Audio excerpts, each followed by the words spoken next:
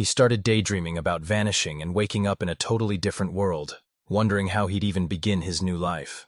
He was stuck in a miserable job, grinding from sunrise to sunset until his body and heart were literally screaming in pain. He hits up a diner and starts inhaling some noodles, wondering what the point of living even is since he can't save a single cent. He's slumped at the station, totally drained and realizing how tough things have become, right as the final train of the night rolls in. Everyone on the platform starts crowding the train, but Yatsuki Shinomiya is totally zoned out, dreaming about what life would be like in another world. He realizes it's been way. He started wondering who he'd actually become, maybe a legendary hero or a wild adventurer, and what kind of crazy stuff he'd finally get to do. Just thinking about work was totally killing his vibe, and he was done with the endless overtime. But even though he just wanted to have some fun, he was stuck in the grind. He snapped out of his dream and realized he was all alone on the platform with the very last train sitting right in front of him. He bolts from his seat and sprints toward the train like it's actually waiting for him. Luckily, the engine hasn't even started pulling away yet. He dives into the car and, suddenly, this girl walks up and greets him by name, and he's totally stunned because she looks just like a literal goddess straight out of an anime. The girl smirks and tells Yatsuki he's being sent to a whole different world. He thinks she's just messing with him and wants no part of her game. She tells him they were ready to ship him off to another world so he could finally get a fresh start. She wanted to give him a parting gift he'd definitely need, so she decided to grant him a special skill. Suddenly, glowing cards popped up right in front of Itsuki's face. They cornered him and gave him a choice, trying to convince Yatsuki that this would definitely help him out. Our main guy was stuck thinking about special powers and other worlds, wondering if all this was actually legit. Suki Shinomi thought those gross bug powers were totally useless, so he decided to focus on skills meant for pure combat and heavy attacks. Our hero realizes that choice is a total mistake, so he switches gears and picks this skill instead, vowing to finally live a happy life this time around. The goddess tried to talk Suki out of picking that card and offered him a way better one, but he was totally locked in on his choice. She wanted to make sure he was serious, so she gifted him a fun new skill and told him to stay safe before warping him straight to the starting city. Itsuki opens his eyes and realizes he's been dropped into a whole new world. Right away, he senses something creepy lurking right behind him. It's a massive, terrifying caterpillar. It's pretty obvious the goddess totally played him. This was totally not what he signed up for, and as Itsuki trips and hits the dirt, someone screams for him to stay down just as that giant caterpillar lets out a massive roar right behind him. Itsuki spun around to see a guy with a sword looking totally stressed that he was too late, and while Itsuki wondered who this stranger even was, the dude just asked if he was doing all right. Itsuki was super thankful for Hayato, and all Hayato cared about was keeping Itsuki safe. Hayato introduces himself as a total wanderer, saying he's actually a lot like Itsuki. Believe it or not, Hayato was actually reincarnated in this world too. A girl walks up and asks Hayato who the new guy is, so Suki introduces himself while feeling super awkward. 4 cute girls are standing right in front of the guys. Itsuki gives a little smile, and they immediately start grilling Hayato for all the tea on her. The boy was totally caught up in his daydreams, imagining his harem of girls almost naked, chilling around him, calling him king, until Hayato snapped him out and said they were heading to the city. Hayato starts getting all nostalgic talking about Japan, and when a girl asks if he's actually from there, he reveals she's totally right. Hayato asked Itsuki what kind of crazy skill the god gave him, but Itsuki just smirked and said everyone was going to be totally shocked when they finally found out. Itsuki reached out with a smug grin to summon some spare change, and everyone's jaws dropped when a coin actually popped right into his hand. Suke started flexing that he gets a daily paycheck based on his level, so he never even has to work. Hayato's feeling pretty awkward as he asks Itsuki what's next, and Itsuki just starts flexing his skills, bragging that he can basically print money whenever he wants. While everyone else was totally lost, Itsuki just kept bragging about his new goddess powers as the city they were heading toward finally came into view. Hayato suggests starting a guild and everyone's totally down. Then they decide to master alchemy right as a massive city comes into view. They were cruising down the road in a horse carriage. When they looked outside, the view was absolutely insane. Suddenly, they hit this massive stone wall with a giant city hiding right behind it. The guys, Suki hops off the cart and starts wandering through the streets, but he stops dead in his tracks when he spots 2 totally stunning girls. He was totally hyped, just thinking about how awesome it would be to live surrounded by all these beautiful girls. He finally decided to just chill and be happy since he wasn't in a rush anymore, realizing his real life was finally starting in this new world. Down a quiet street near A Street restaurant, Suki's just hanging out and ordering some beef shashlik. While scarfing down his kebab, He checked out the map Hayato gave him. Itsuki was on the hunt for the Alchemist Guild. He was super hyped to see what was waiting. Suddenly, someone grabbed his shirt and yanked him back, and when he spun around, he was face to face with a girl with cat ears. Suki figured the girl was totally lost and offered her his shashlik, and she definitely wasn't about to say no to a free snack. This cat girl looked super weird, wearing next to nothing with a collar locked around her neck. Suddenly, a guy rushes over and stops the cat girl, telling Itsuki she can't feed her without permission because she's a servant, which leaves Itsuki totally freaked out and unsure of what to do. He was totally confused how this little girl was already a servant since she looked way too young to be working. This guy straight up asks if he wants to buy his servant, and it turns out he's a shady black market dealer named Yasus. Suki finally got serious and growled that he wasn't having any of it. He finished speaking, thinking Suki would never believe something like this actually existed, while the girl just stared him down. Itsuki tricked Yoshi by pointing at a fake caterpillar, and it totally worked. While the merchant was looking away, Itsuki handed his beef to the girl and told her to eat it fast. She started scarfing down the shashlik while her crush was already booking it, waving goodbye as he took off. Itsuki came face to face with a massive 2-story building that turned out to be the Alchemist's Guild, and he just stood there at the door taking it all in. Hayato warned Suki to grab a guild card and keep it on him 24/7, so Suki remembered that advice and headed right in. He peeked into the room to make sure someone was home, stepped inside, and felt totally awkward as he apologized. But they just told him to stop being so dumb.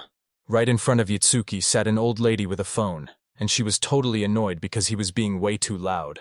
Looking totally annoyed, she demanded to know what he was doing at her guild, and the guy was so terrified that he actually started sweating bullets. Itsuki took a moment to get his head straight, and told the woman he wanted to join the Alchemist's Guild, introducing himself and making sure to mention that Hayato was the one who helped him get there. The grumpy lady finally recognized Hayato and told him he didn't even need that recommendation letter anymore. She already knew all about Itsuki and his drama with the nobles, so she leaned in and whispered that his name starts with flower, leaving him totally lost once again. She pulls out a card and hands it to Suki, but the second he grabs it, his hand starts burning like crazy. The moment their hands touched, fire blasted out, and Suki screamed his head off as a card literally spawned right out of his burning hand. It was a guild card, but the lady warned him that since he was new, there weren't any special exams, and Hitsuki was totally caught off guard. He clutched the card with a massive grin, finally realizing how much he loved this world, right before the lady reminded him about that 5,000 Nora registration fee. Yutsuki slammed his hands on the table and begged to learn alchemy, so the woman introduced herself as Reincarnated. They locked eyes as Suki started apologizing and begging Reincarnated to teach him alchemy again. But she thought he was just being flaky and told him it's super mean to go back on your word like.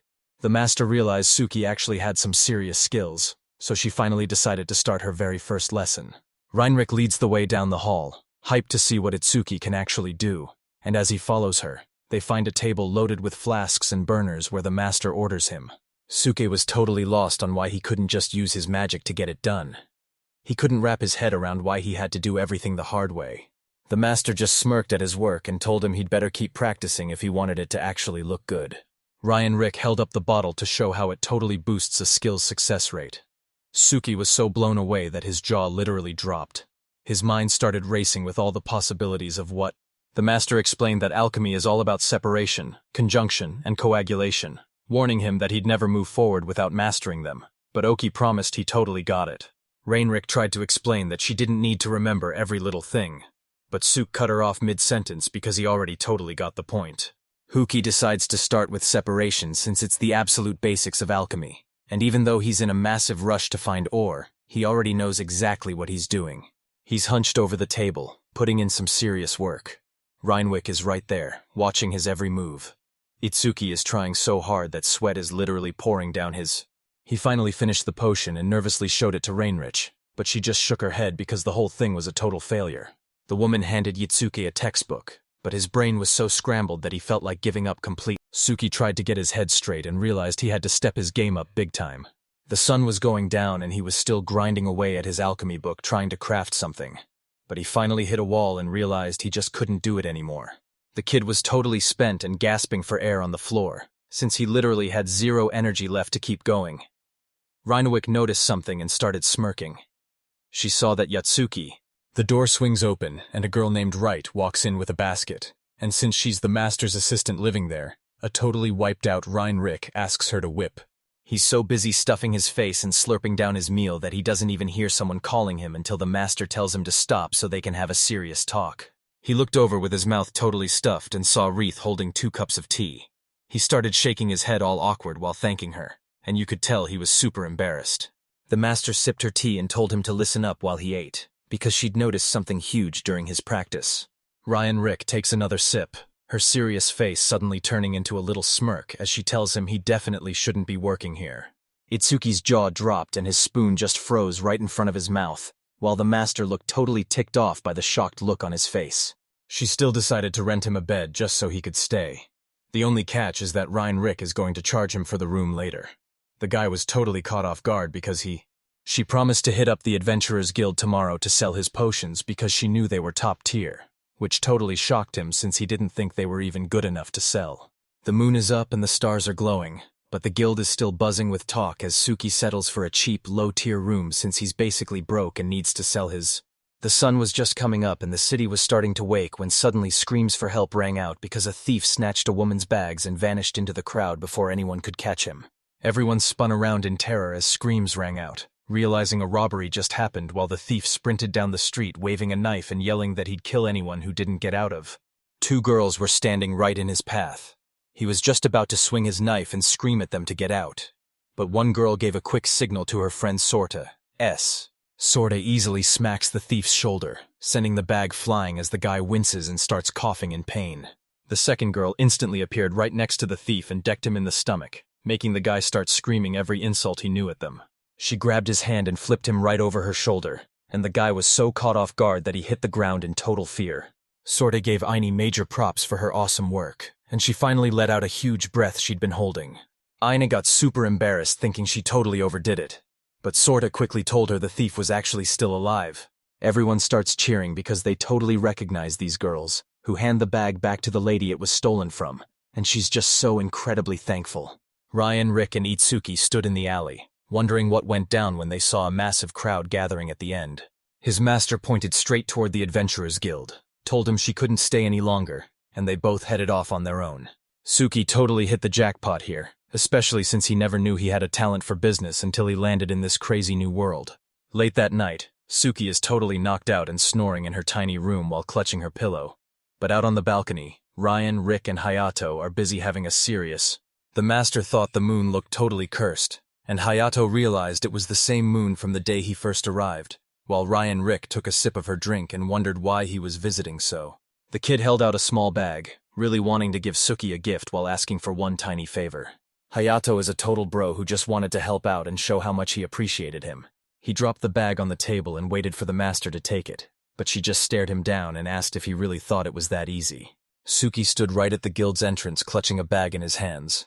It was packed with every potion he'd made, which he thought was super handy. He figured Hayato. This guy threw open the guild doors, looking super confident and ready to get straight to work. He walks in and the place is a total zoo, with people brawling, partying, and plotting at every single table. Everyone started staring at him, wondering what his deal was. He totally stood out like a sore thumb in this crowd of pros. He gave a super awkward smile, and you could see the sweat dripping. Suke's face went totally dark as he realized this place was a complete nightmare.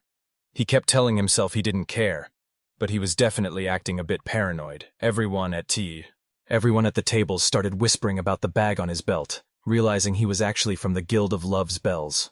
Suki spotted a cute girl behind the counter and figured she could help him out, especially when she flashed a smile and asked if he needed anything. This girl was totally making Yitsuki blush as she leaned on the counter all cute with her hands on her face, making him stutter like crazy until he finally blurted out that he wanted. Suki started covering the entire counter with his potions, asking if he could trade them to buy up every single piece of ore they had. Everyone at the table started whispering the second they saw the potions, and one guy just groaned, totally annoyed that they were selling those super expensive bottles again.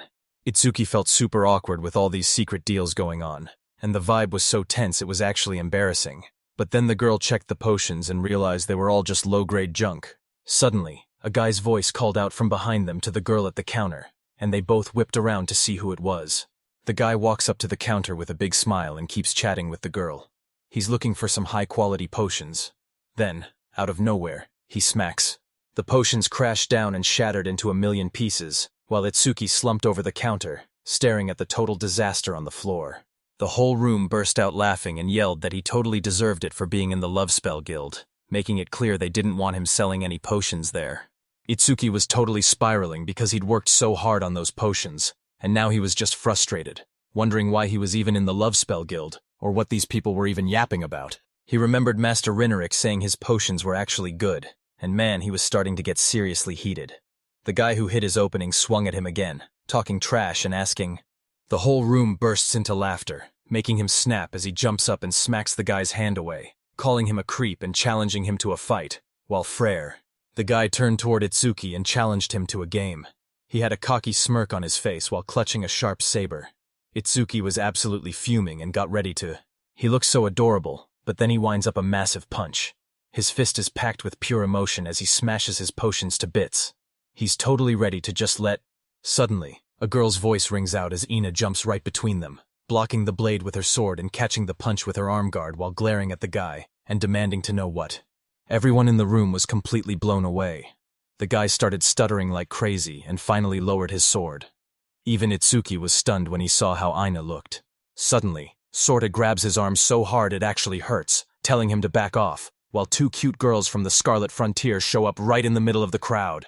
Suke had never heard that name before, but he totally remembered seeing her yesterday, and looking at her up close, he realized she was actually gorgeous.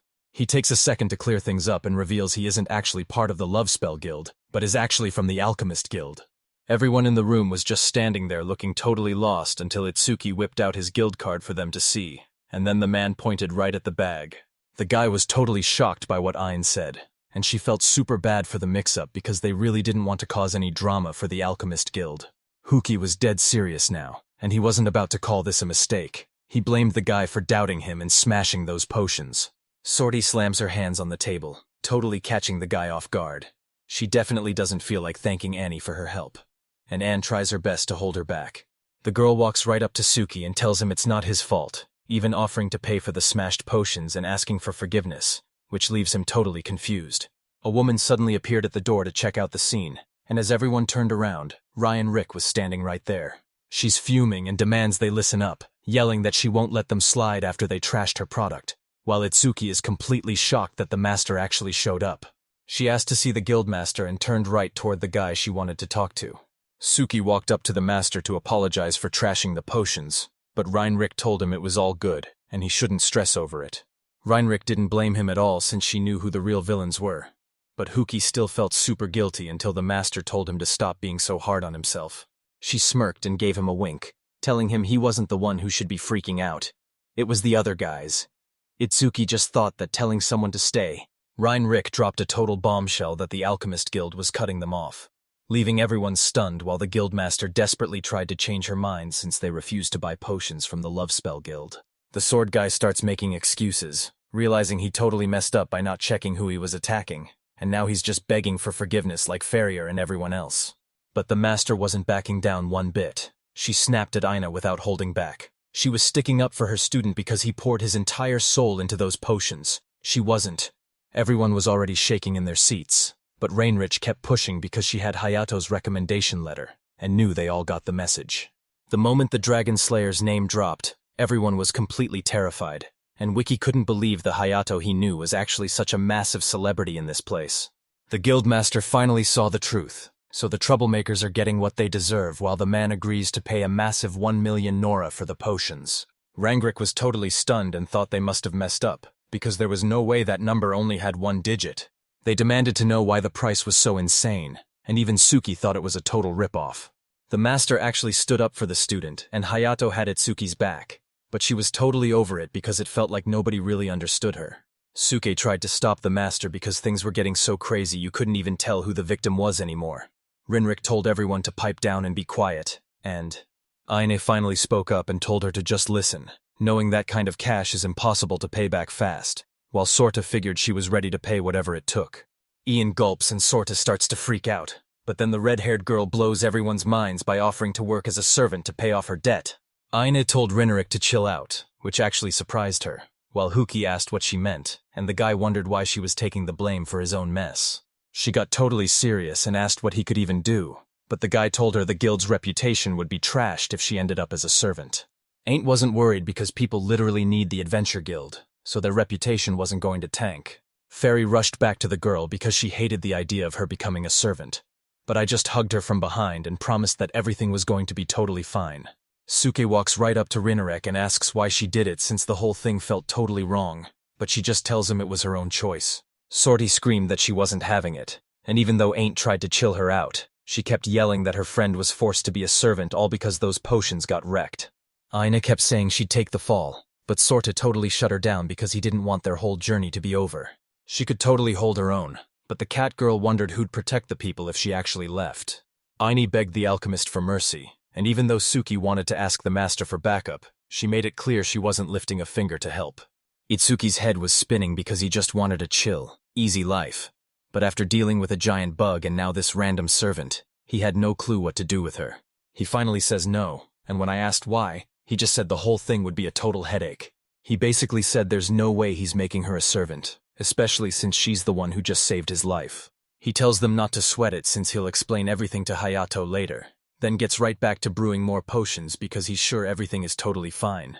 I told him to hold on, but Itsuki brushed me off and we started fighting because he knew she was a total powerhouse, and way too pretty to end up as a servant. She's totally confused. Did he really just call her beautiful? Sorta is already fuming, and Yitsuki is shocked by how mad she is. Reinwick was talking about this girl from the Scarlet Frontier as a servant, and even though Suke tried to shut him down, the master just kept going and suggested they put her to. Suke was feeling pretty down, but to survive in this world you need some serious power, and since he was way too soft, his master realized she couldn't fix this mess for him anymore. She pointed right at Ian and told her she'd be waiting tomorrow morning to see what she's really made of. Rick turned around and headed straight for the doors, and when Suke tried to call her back, she just told everyone to move out while the whole room stayed dead quiet. Once night hits, a totally wiped out Itsuki collapses onto his bed, wondering if he can even survive in this place after such a brutal day.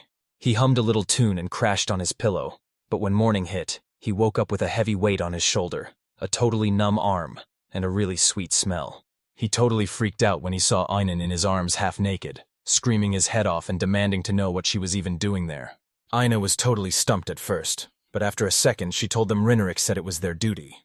Itsuki was totally fed up with the master, so he shut his eyes and told her to get dressed, but when Aina started thinking she wasn't good enough, he immediately shut that down and she apologized. Sorte pops her head through the door, screams at Aina, and then pulls off a wild front flip to kick Itsuki right in the face, calling it instant punishment.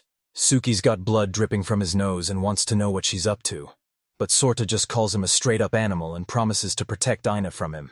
He tried to explain himself, but Sortate shut him down instantly. Right then, Aina stepped in and told them both to chill out. Meanwhile, Reinwick just sat there smiling. Itsuki Shinomiya got lost in his head, thinking about the time Agatus warped him to this new world and told him to do his absolute best. He's still thinking about that massive caterpillar and getting laughed at by mistake. But now he's met a girl who's actually trying to become his servant. The room is basically empty except for one group at a table, and when Aina says they're hitting up Merchant Z after lunch, he asks if she's actually sure about that. Amy looks totally lost and starts rambling about proving her worth as a servant. Then she turns to Suki, calls him master, and asks him to look after her. Itsuki tells Aina he hates the sound of that, which totally shocks her, so she asks what's wrong, thinking he's just mad that she called him master. She started coming up with all these different nicknames for him, like Lord, Sweetheart, or even something totally weird like My Leg. Suki was totally stunned that a girl like Amy was saying this to him, and while she struggled to find the right nickname, she decided it was too early for some names but she'd call. The guy is totally lost, tripping over his words and begging her to quit it as he lets out a deep sigh. A super confused Aine tells Suki that her race actually has a rule where they only start calling their man husband after their first night together. Sorte slams her fork into her food, totally fed up, and snaps that this whole situation is completely unnecessary. She makes it crystal clear that there's no way she's letting her friend. The guys head out and start walking down the street, when Itsuki asks Sorte if she's actually serious about buying Aina back. The girls are walking together when Sorte gives Aina a big hug to show he's got her back. But Aina basically screams at Uki that she's ready to pay. Suki cuts the girls off and demands his cash, making Sorte totally lose it while Aina watches him grill Lee. Ayane looks at her friend with sad eyes and says she's happy. Sorte cares, but her mind is totally made up. She completely breaks down and collapses into her friend's arms. Sorte spins around and points straight at Itsuki, announcing she's tagging along just to make sure he doesn't hurt anyone. As they keep walking through the city, Itsuki asks Aina if she's still down to visit the servant merchant, and she says she hasn't changed her mind at all, still calling him my lord. Suke walked along wondering why she kept blowing up his phone, and since she seemed like a nice girl he actually felt bad for her, even though he had zero clue what she was trying to achieve. 4 guys are huddled up at the guild headquarters, looking totally confused and super bummed out. A grumpy lady walks over and asks what they're doing, since the guys have been acting like total downers all morning. One of the guys tried to mention Aina, but he choked up because he was just too heartbroken. Faria turns to the guy and says she totally gets his pain, but moping all day won't help since Ina left this place just for them. Hearing that totally crushed her. Farrier's eyes started filling up with tears. She begged the guy to tell her how he could save Aina. He looked back at her feeling sad. Suddenly, all the guys totally backed her up, admitting they messed up and needed to step up, so they rushed off to handle the massive pile of requests waiting for them. Master Reinrek is heading straight for the guild headquarters, but she suddenly whips around like she just heard something. She bumps into a guy she knows who mentions it's been forever since he's been to a gun shop, and when the gunsmith asks how he's been, he tells her he heard she's got a brand new student and asks if the rumors are actually true. Rick confirms it's the real deal, and the guy thinks that's awesome, asking if he's actually any good at teaching. Suki's son and the girls finally reach their destination, and Suki admits the place actually looks pretty awesome. The guys are totally blown away by this massive 2-story mansion that looks exactly like a royal palace. Suki tells the girls he thought this place belonged to some fancy noble, but it's actually just a house for a merchant's servants. And after admiring how cool it looks, he knocks and heads right inside. Suddenly, a stunning girl appears and invites him inside, apologizing for the wait while looking like a literal princess of the palace.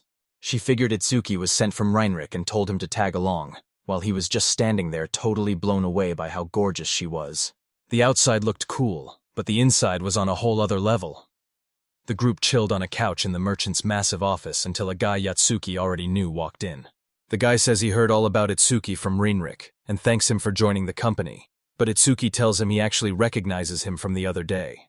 The man introduces himself as Lord Yasus and sits right across from the boys. Then the girl from the front door brings out some hot tea, making Itsuki totally blush as he thanks her. Itsuki was stressing out because even though Aina was a total knockout, this situation was pure torture, and he definitely didn't want a girl that cute as his servant, especially when Yasus turns. She gives him a little smirk and asks if he's crushing on the girl he just met, making him turn bright red as he awkwardly tells her to just ignore him. The mansion owner steps up and introduces her. Her name is Wendy. Suki feels like the entire world is playing a sick joke on him. He just can't wrap his head around. Sorte told Yasus to hurry things up, but Yasus just looked totally lost while trying to get his oogie to chill out. The merchant tells the girls he's gonna see how much they're worth as servants, and even though she's totally freaked out, she has no choice but to agree. He starts checking the girls out and says they're in great shape, but he's totally floored when he finds out they're actually from the Scarlet Frontier.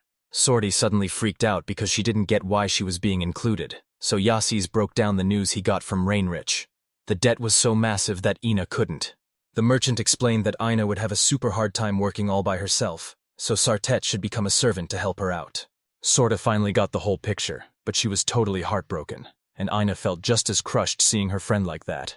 Sorte was tearing up, but she'd totally accepted her fate, telling Ina it was all okay and asking if they'd be together forever. Honestly, she didn't even need a reply because she could see the truth right in Ina's eyes. Sorte stood up tall and proudly agreed to be a servant, so Wendy told the whole group to follow her. Yasus told Itsuki he was finally going to spill the truth about the servants, and the boy leaned in to hear every word. The merchant breaks down the different kinds of servants you can find in this world. First, you've got debt servants who are bought and sold just to pay off what they owe. Then you've got special servants who serve royals or tribes to pay off big debts, and Suki was totally locked in, soaking up every word. Wendy burst into the tiny room and shouted that the evaluation was starting right now. She started by asking if they were actually strong in a fight, since they were supposed to be adventurers. Ina and Sorta felt super awkward and admitted they aren't exactly pro fighters, so Wendy asked if they could cook instead, but they said they only do that when they're on the road. Wendy asks if they've ever done chores before, but she doesn't even wait for an answer before giving them a sweet smile and telling them to strip down.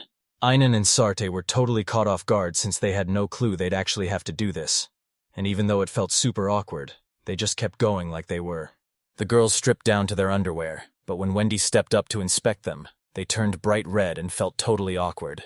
Wendy thanks them and steps closer, asking them to turn their backs, and even though the girls are totally confused, they do exactly what she says. Wendy snuck up and pulled Ina into a surprise hug, making her blush like crazy before Wendy quickly apologized in the cutest voice possible. Ina was totally thrown off by Wendy's sudden move, and she felt so awkward that she just wanted the ground to swallow her up. He explained that while there are different kinds of servants, she has to follow every single order, because making her master happy is the ultimate goal. Sorte watched the whole thing in total shock, feeling completely crushed because she knew she was next in line for the exact same judgment. Wendy saw that Ina was a total rookie and started stroking her inner thigh. Ayan's face was bright red from everything going on, and she just wanted it to stop, looking like she was 1 second away from totally bursting into tears. Out of nowhere, Sorta rushes up and shoves Wendy from behind, even though she was screaming and begging for the fighting to stop. The girls slammed onto the floor from the shove, leaving Wendy staring in total confusion while Ina stood there shocked at her own move, but also super thankful. Wendy flashed Sorta a sneaky grin and realized she wasn't going to make a single cent in this place. She stuck her tongue out to tease Sorta, and even though she was super embarrassed, she was just glad she finally stopped his weird staring. Yasus explained the whole servant contract, and Itsuki made sure to lock every single detail into his brain. Wendy knocks on the door and says sorry for the long wait, then leads the girls into the office because the results are finally ready. Ina and Sorte looked totally miserable, so Suki caught on immediately and asked them what was wrong. Aini looked totally miserable and told him to stop asking questions, but Suki was super confused and asked her what the big deal was. Sorte flipped out and lunged at him, screaming that Ion told him to stop asking questions, but Itsuki still had no clue what was going on. Yasus looks totally lost as he checks out the girl's grade on the paper. Someone watches him with a puzzled look while he reads her results out loud. You can tell the girl is super nervous. The merchant starts reading off the second girl's stats, which clearly gets on Sorte's nerves, and Yasus warns Itsuki that while these girls are total pros at fighting, they're completely useless when it comes to chores. The merchant confirms Ina's answer is totally right, but then he asks if one of Sorte's results is actually a negative. Wendy confirms it and starts spilling all the tea. She says the girl is actually a grown-up from the wolf tribe, even if she doesn't look like it yet. Sorte was totally... The second you started explaining Sorte's awkward intimacy exam, the girl was so embarrassed she basically didn't know what to do with herself. Wendy came up behind Sorta and hugged her hips. Sorta screamed, asking her to stop this. Wendy continued hugging Sorta, changing the position of her arms. The girl does not like this at all and she wants it to end. Wendy gave Sorta a big squeeze around the waist, and Sorta totally lost it laughing because she's super ticklish. Wendy explains how Sorta took the news and warns that her partner is in for a rough time. But while Yasi stays cool, Itsuki is totally shocked to find out Sorte is actually a wolf and not just a dog like he thought. Wendy finally dropped the payout numbers, revealing that Ains is worth 6 million naur and Sorte is worth 4 million. Shortened with didn't argue or followed along. Asterisk. Yasus told everyone they needed to kick off the contract ceremony right now. He had them. The boys put their hands together and asked if they were doing it right, so Yasus told them they were perfect and it was time to get started. The pattern on the ground starts glowing, their hand flashes with light, and a sick-looking crest suddenly appears right on their skin. Suki's hand starts glowing like crazy, and while he's wondering if the ritual is finally over, Yasi tells him the contract is officially a done deal. The girls' palms start glowing too, and the merchant explains that this contract is super powerful because a special skill is literally locking them together. Yasus explained that the contract literally stops servants from hurting or even hating their master. And Itsuki was totally shocked by this crazy safety rule. He was totally shocked and turned to Sorte to get her take, but before he could even get a word out, she was already lunging her spear at the opening. Out of nowhere, Sorte gets hit with a wave of pain and can't even touch Itsuki. Then she and Ani collapse to the floor as Yasus explains that any attempt to hurt him. Itsuki was totally caught off guard and felt so embarrassed in front of the girls, while Sorte scrambled up and Suki asked if she was doing okay. Suki tried to force Sorta to behave by calling her a dog girl, but she just gave him a death stare and yelled that she's actually a wolf. Ina starts cracking up while watching them, and when Sorta and Itsuki look over totally shocked, she apologizes and says it just looks like they're having a blast. Suki and Sorte were super annoyed and screamed together that they weren't having any fun. But Yasus just told them the contract was done, thanked the guys, and said they should definitely come back again. They headed out of the mansion to figure out their next move, and he told Itsuki to go report to the Adventurers Guild while he thought everything over. It's late at night and Hayato is staring at the stars while the girls cook over the fire. But one of them notices he still hasn't come back yet. The second cat girl is totally shocked Hayato is running late, and she's already complaining about being hungry for some meat. The first girl says they have to wait until the next city for any meat, and the cat girl is totally bummed about it. The cat girl remembers the jerky and starts hunting for it to toss in the soup, but her friend begs her to stop since they're saving it for a rainy day. A third girl walks up to them, totally naked, with water dripping all over her. She tells them not to toss meat in the soup because she can't drink it like that. The first girl is shocked and asks what she's doing, calling her Emily. Emily's totally confused why the girl is freaking out and just says she was taking a dip in the spring, but the girl warns her that Hayato is already there and she needs to put some clothes on. She totally shrugged it off and asked if she was just overthinking things, leaving the girl wondering why someone like Emily Elves would even act like that. Hayato still hasn't come back yet, but she tells her that Chris went to go find him. Emily calls out Letty for smelling a bit and tells her to go shower so Hayato doesn't get grossed out, leaving Letty blushing like crazy. While Emily and Letty are busy screaming at each other, the cat girl is totally zoned out, just wondering where she can score some meat and how soon she can eat it. The sun is down, and an owl is just staring from a branch at this sad kid sitting all alone on a rock in the middle of the woods. Hayato stares at his palm, his eyes full of longing as he starts to break down in tears. Out of nowhere, a guy creeps up and throws a blanket over Hayato's shoulders, totally scaring him. But the man just warns him that the wind is picking up and he spins around to see Chris standing right there. And when he thanks her with a huge smile, she suddenly gets all shy and embarrassed for some reason. They stared at the epic mountains together while Hayato whispered Suki, just hoping that he was doing okay. The whole Adventure Guild was totally vibing when this guy walks up to Itsuki and throws an arm around him like they're best buds, telling him they crushed it today so the drinks. The guild members line up and give him a deep bow, finally apologizing for everything. Suka just shrugs and says he expected that apology way sooner. The guys admit that seeing Aini, they all sat down to keep talking, and the guys told Suk he could totally beat them up if he was still mad, but he just shrugged and said he dealt with stuff. The guy admits he's actually a good person, and now that Huki is counting on them, the guild is just waiting for those alchemist potions. Out of nowhere, Sorta yells for Suki, and as the boy spins around, she screams that he only looks strong because of their contract, telling him he better not get a big head. Itsuki was totally fed up with how Sorta was talking to him, since she reminded him exactly of the clingy boss from his old job. Aina was totally cringing for her friend, so she looked down and explained that Sorta had just had way too much to drink. And then there's Floor! Sorta was absolutely fuming after Itsuki trashed her looks, and she looked like she was about to explode as she demanded he apologize right then and there. Huki claims he's not going to treat the girls like servants, but Sorta isn't buying it, and thinks he's totally lying. Suke suddenly snaps, yelling that he's done with this whole hierarchy and telling them to stop talking nonsense, leaving Aina and Sorta totally speechless. The guys called for Siki to join them again, and after he agreed and headed over, the girls were left all by themselves. Sorte was still totally bummed out from her talk with Itsuki, warning me not to fall for his tricks, and after I agreed, she just went back to quietly sipping her drink. Sorte was totally wiped out and slumped her head onto the table, telling Aina she makes everything look way too easy, while Suki and the guys just kept on vibing and having a blast. Aina realized Sorta was totally right, so she gave Itsuki a super mysterious look and kept on thinking. Suki was still having a blast with the guys, shouting about how awesome this other world was while everyone totally agreed with him. One of the guys walked up to Suki to ask if the payment for all this fancy stuff was actually going to happen, but Suki just told them to relax and watch him show off his crazy skills. Itsuki suddenly threw his hand up with his palm open. Out of nowhere, a coin just shot straight out of his hand. He snatched it out of the air and started flexing it too. Itsuki flexed his new coin to the whole room and demanded they go buy him a drink.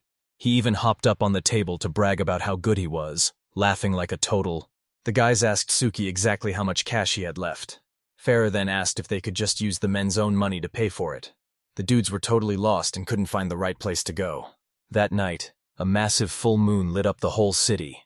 The party at the Adventure Guild was finally over. One guy even passed out right there on the table.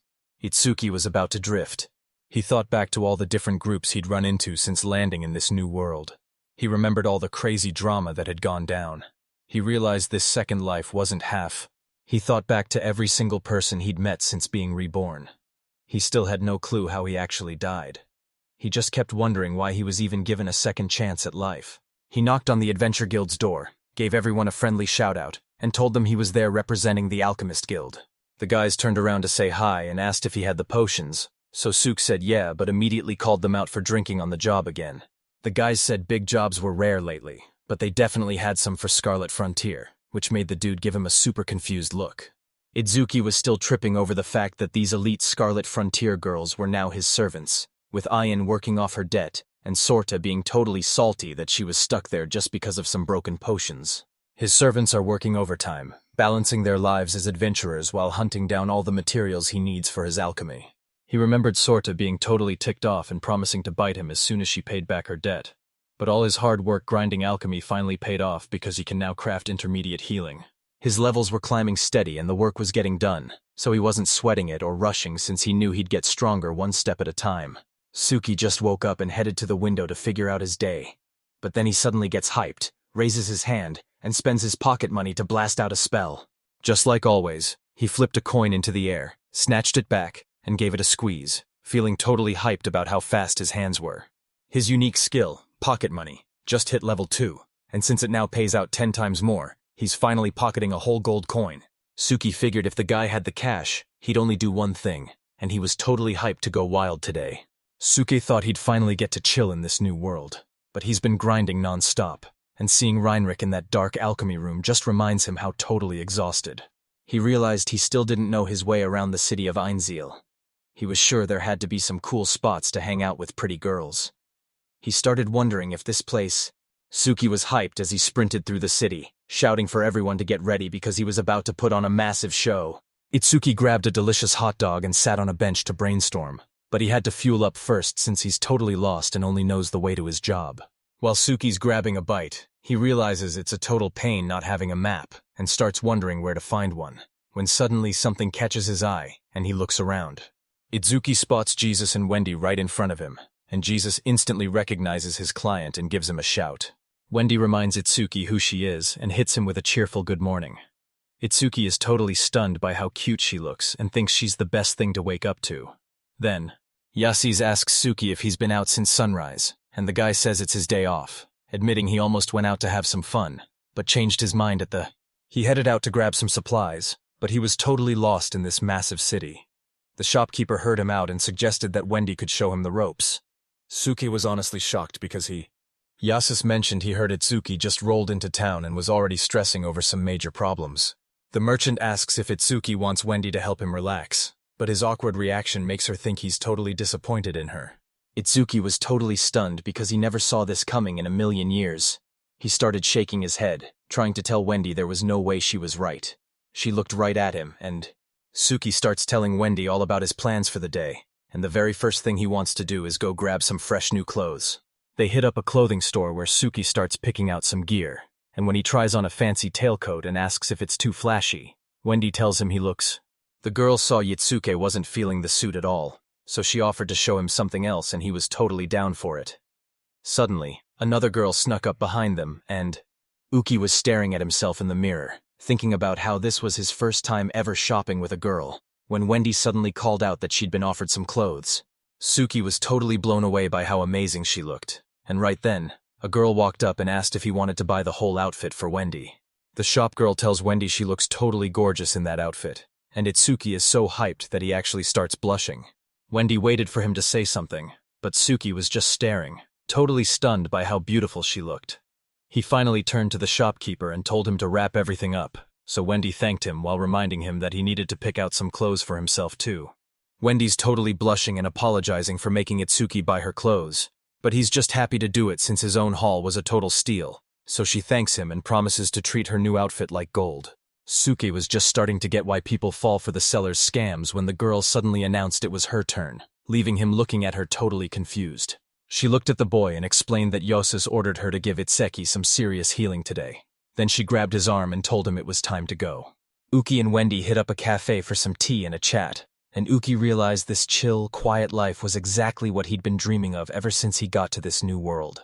Happy, Suki and Wendy left the building and walked hand in hand through the city streets, until a random guy suddenly shouted at the girl with a super angry look on his face. Itsuki had no clue who this guy was and asked Wendy for the scoop. But as she tried to introduce them, the man started screaming at her for being there, and then turned his rage on Itsuki. Itsuki tries to explain that Wendy is just showing him around, but the guy totally loses it and asks if he bought her, even offering to buy the girl himself.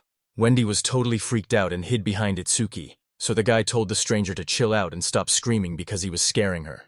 The man told Suki that Wendy didn't need a broke guy like him and ordered her to get out of the way.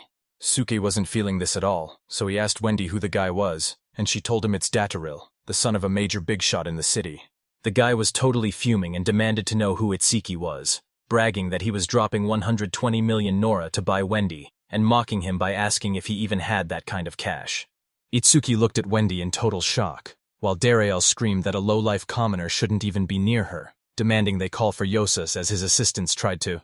Itsuki didn't care at all what Dadel was saying, so he just pulled Wendy into a hug and promised to keep her safe, leaving Ril and his crew totally speechless. Aina and Sorta headed down a forest trail, totally hyped about the massive harvest they just scored. Sorte was totally fed up that they had to hand over all their hard-earned loot to Itsuki, but Aini just told her they had no choice because of the contract. Ain warned that if they didn't grab those materials, Itsuki's work would be totally stuck, but Sorta shot back that he was probably busy hitting on some girl behind her back anyway. Suki yelled out that he was Wendy's master now, and Dataro was totally fuming because he couldn't believe his ears. Wendy threw herself into Itsuki's arms and started apologizing for everything. But then she suddenly pulled away, making him panic and ask if he squeezed her too hard. Dadel is totally losing it, screaming that Itsuki better keep his hands off Wendy and acting like he's been betrayed. But Itsuki just stands there looking completely unbothered. Dadel is totally caught off guard by Itsuki's reaction, but Itsuki just doubles down, saying he's dealt with guys like him way too many times to care. This makes Dadel snap, and he screams that Itsuki is going to seriously regret messing with him because he's never going to let this go. Dadel declared that he'd never give Wendy up to anyone, but Itsuki snapped back that he'd never let a guy like him have her, and just as the tension hit its peak, Wendy suddenly spoke up to Itsuki. Suki turned to Wendy with a confused look, but he was totally thrown off when she asked if he was actually going to buy her. He definitely wasn't expecting that, and while the Yasus is standing right in front of them and recognizes Huki, so Dadel is just happy to see him and starts asking for some serious answers. Yasus asked if he was really going to drop 120 million Nora to buy Wendy, but Dadel was totally caught off guard and just asked who Itsuki was instead. Dadel asked why Wendy was even with Itsuki since he thought the guy had literally bought her. And even though Yasus tried to explain the whole situation, Dadel didn't. Dotaro was feeling super awkward because Suki had no clue what his deal was, and he even thought the guy looked like some crazy rich dude. Dadel's buying Wendy out no matter what, so he told Suki to keep her distance from the girl. Yasus finally gave in to Dadel and turned his attention over to Itsuki. He straight up challenged him to a contest to see who gets to keep Wendy.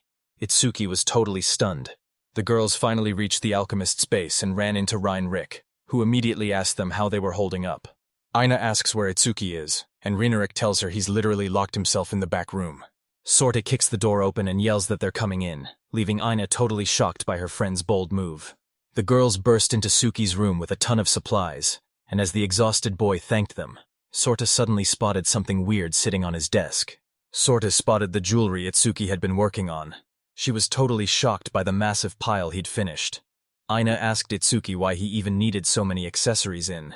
Sorte took a massive breath and started screaming at Itsuki, while the boy and Ina were totally freaked out by how loud it was. Itsuki tells Sorte to pipe down, but she keeps right on shouting that Dadel's dad is a total big shot in the city, and you just can't mess with him. Sorte warned him that escaping was basically impossible, so a totally crushed Suki begged the girl once more to stop yelling at him. Sorte called Suki reckless for only acting on impulse, and the two of them just wouldn't stop bickering. Aine tells Sorte to stop screaming since Itsuki was just saving a girl. But Sorte snaps back that he only did it because Wendy is the merchant's most beautiful servant. Aine started saying sorry to Itsuki, swearing she didn't mean to be mean at all. Aina and Sorte were planning to show Itseki around the city, but someone else beat them to it, leaving Itseki totally shocked.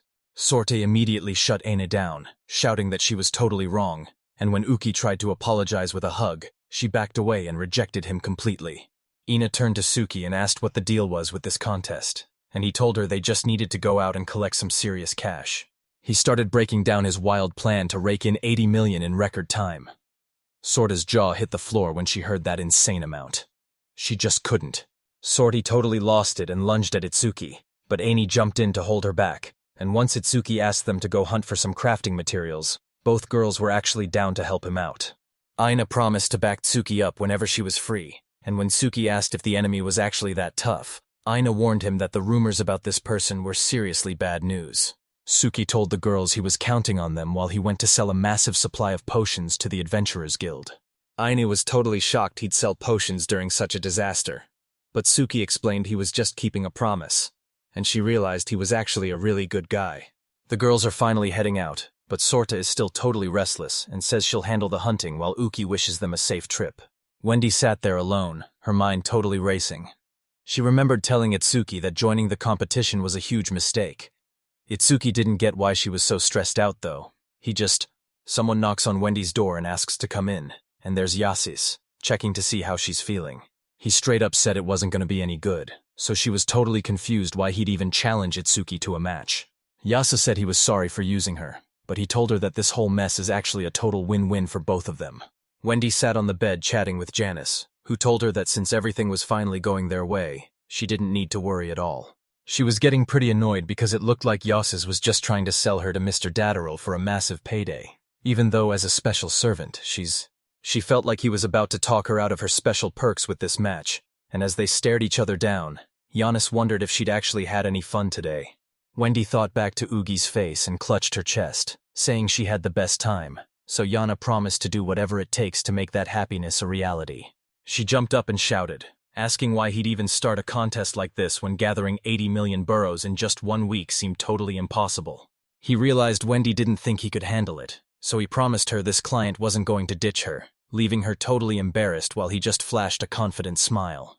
Suki just sat there at the table messing with his gear, mumbling about a secret plan that was going to be a total win for everyone. He gripped the hammer and let out a heavy breath, realizing his hands were completely numb.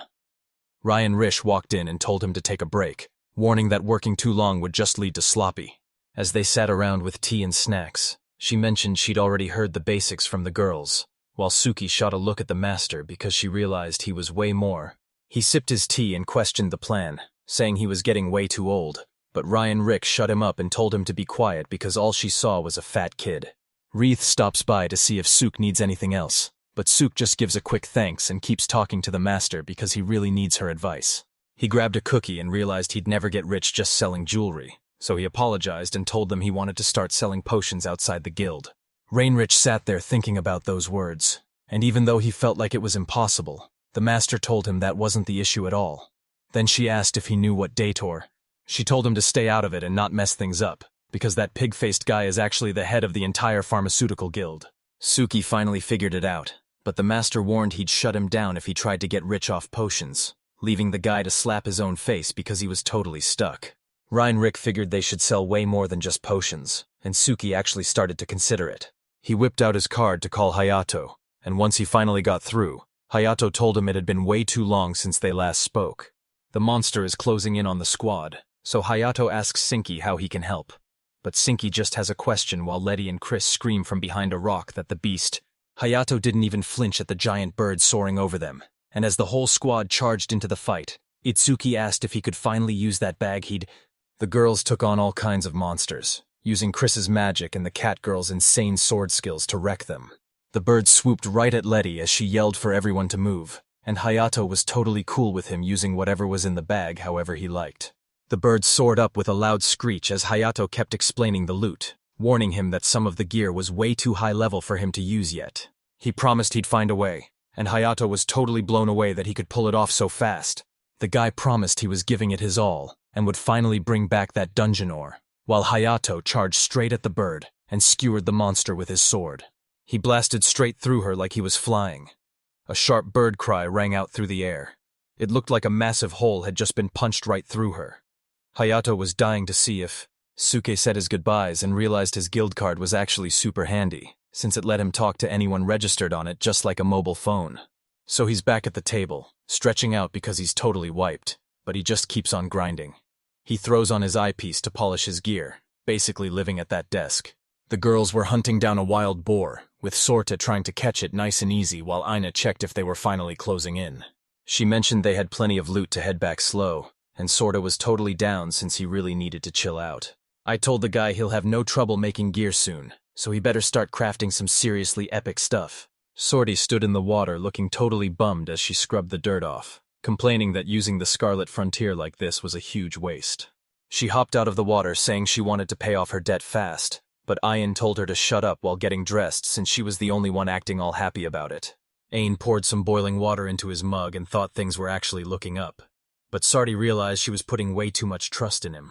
The wolf girl grabbed the mug, told him straight up she wasn't into guys like him, and then just downed the whole thing, leaving him totally stunned and wondering if she was actually serious. Sorta explained that people like this just barge into your life and mess with your head. But it's actually kind of cool because you get so confused you can't even think straight. She locked in and totally ignored him since she thinks guys who only care about curves are trash. So she cheered up and rushed back to grind even harder at Suki's place. The girls walk into the Alchemist Guild and are totally confused to see Rinnerik and Wreath grabbing Itsuki while he's screaming his head off for them to let go. Ryan Ritt told the girls to chill since everything was fine, but while they tried to cheer him up, Oki started screaming because that skull was definitely a sign of danger. She pinned his hands and held her spear right against Itsuki's neck, making it super easy for them to force that potion down. The master forced Itsuki's mouth open and started pouring the potion in. He tried to fight back, but the liquid was already hitting his tongue. He kept yelling that he wasn't drinking. Reinrich punched the guy right in the gut to force the potion down, and once he swallowed it, his eyes started shaking and he passed out cold.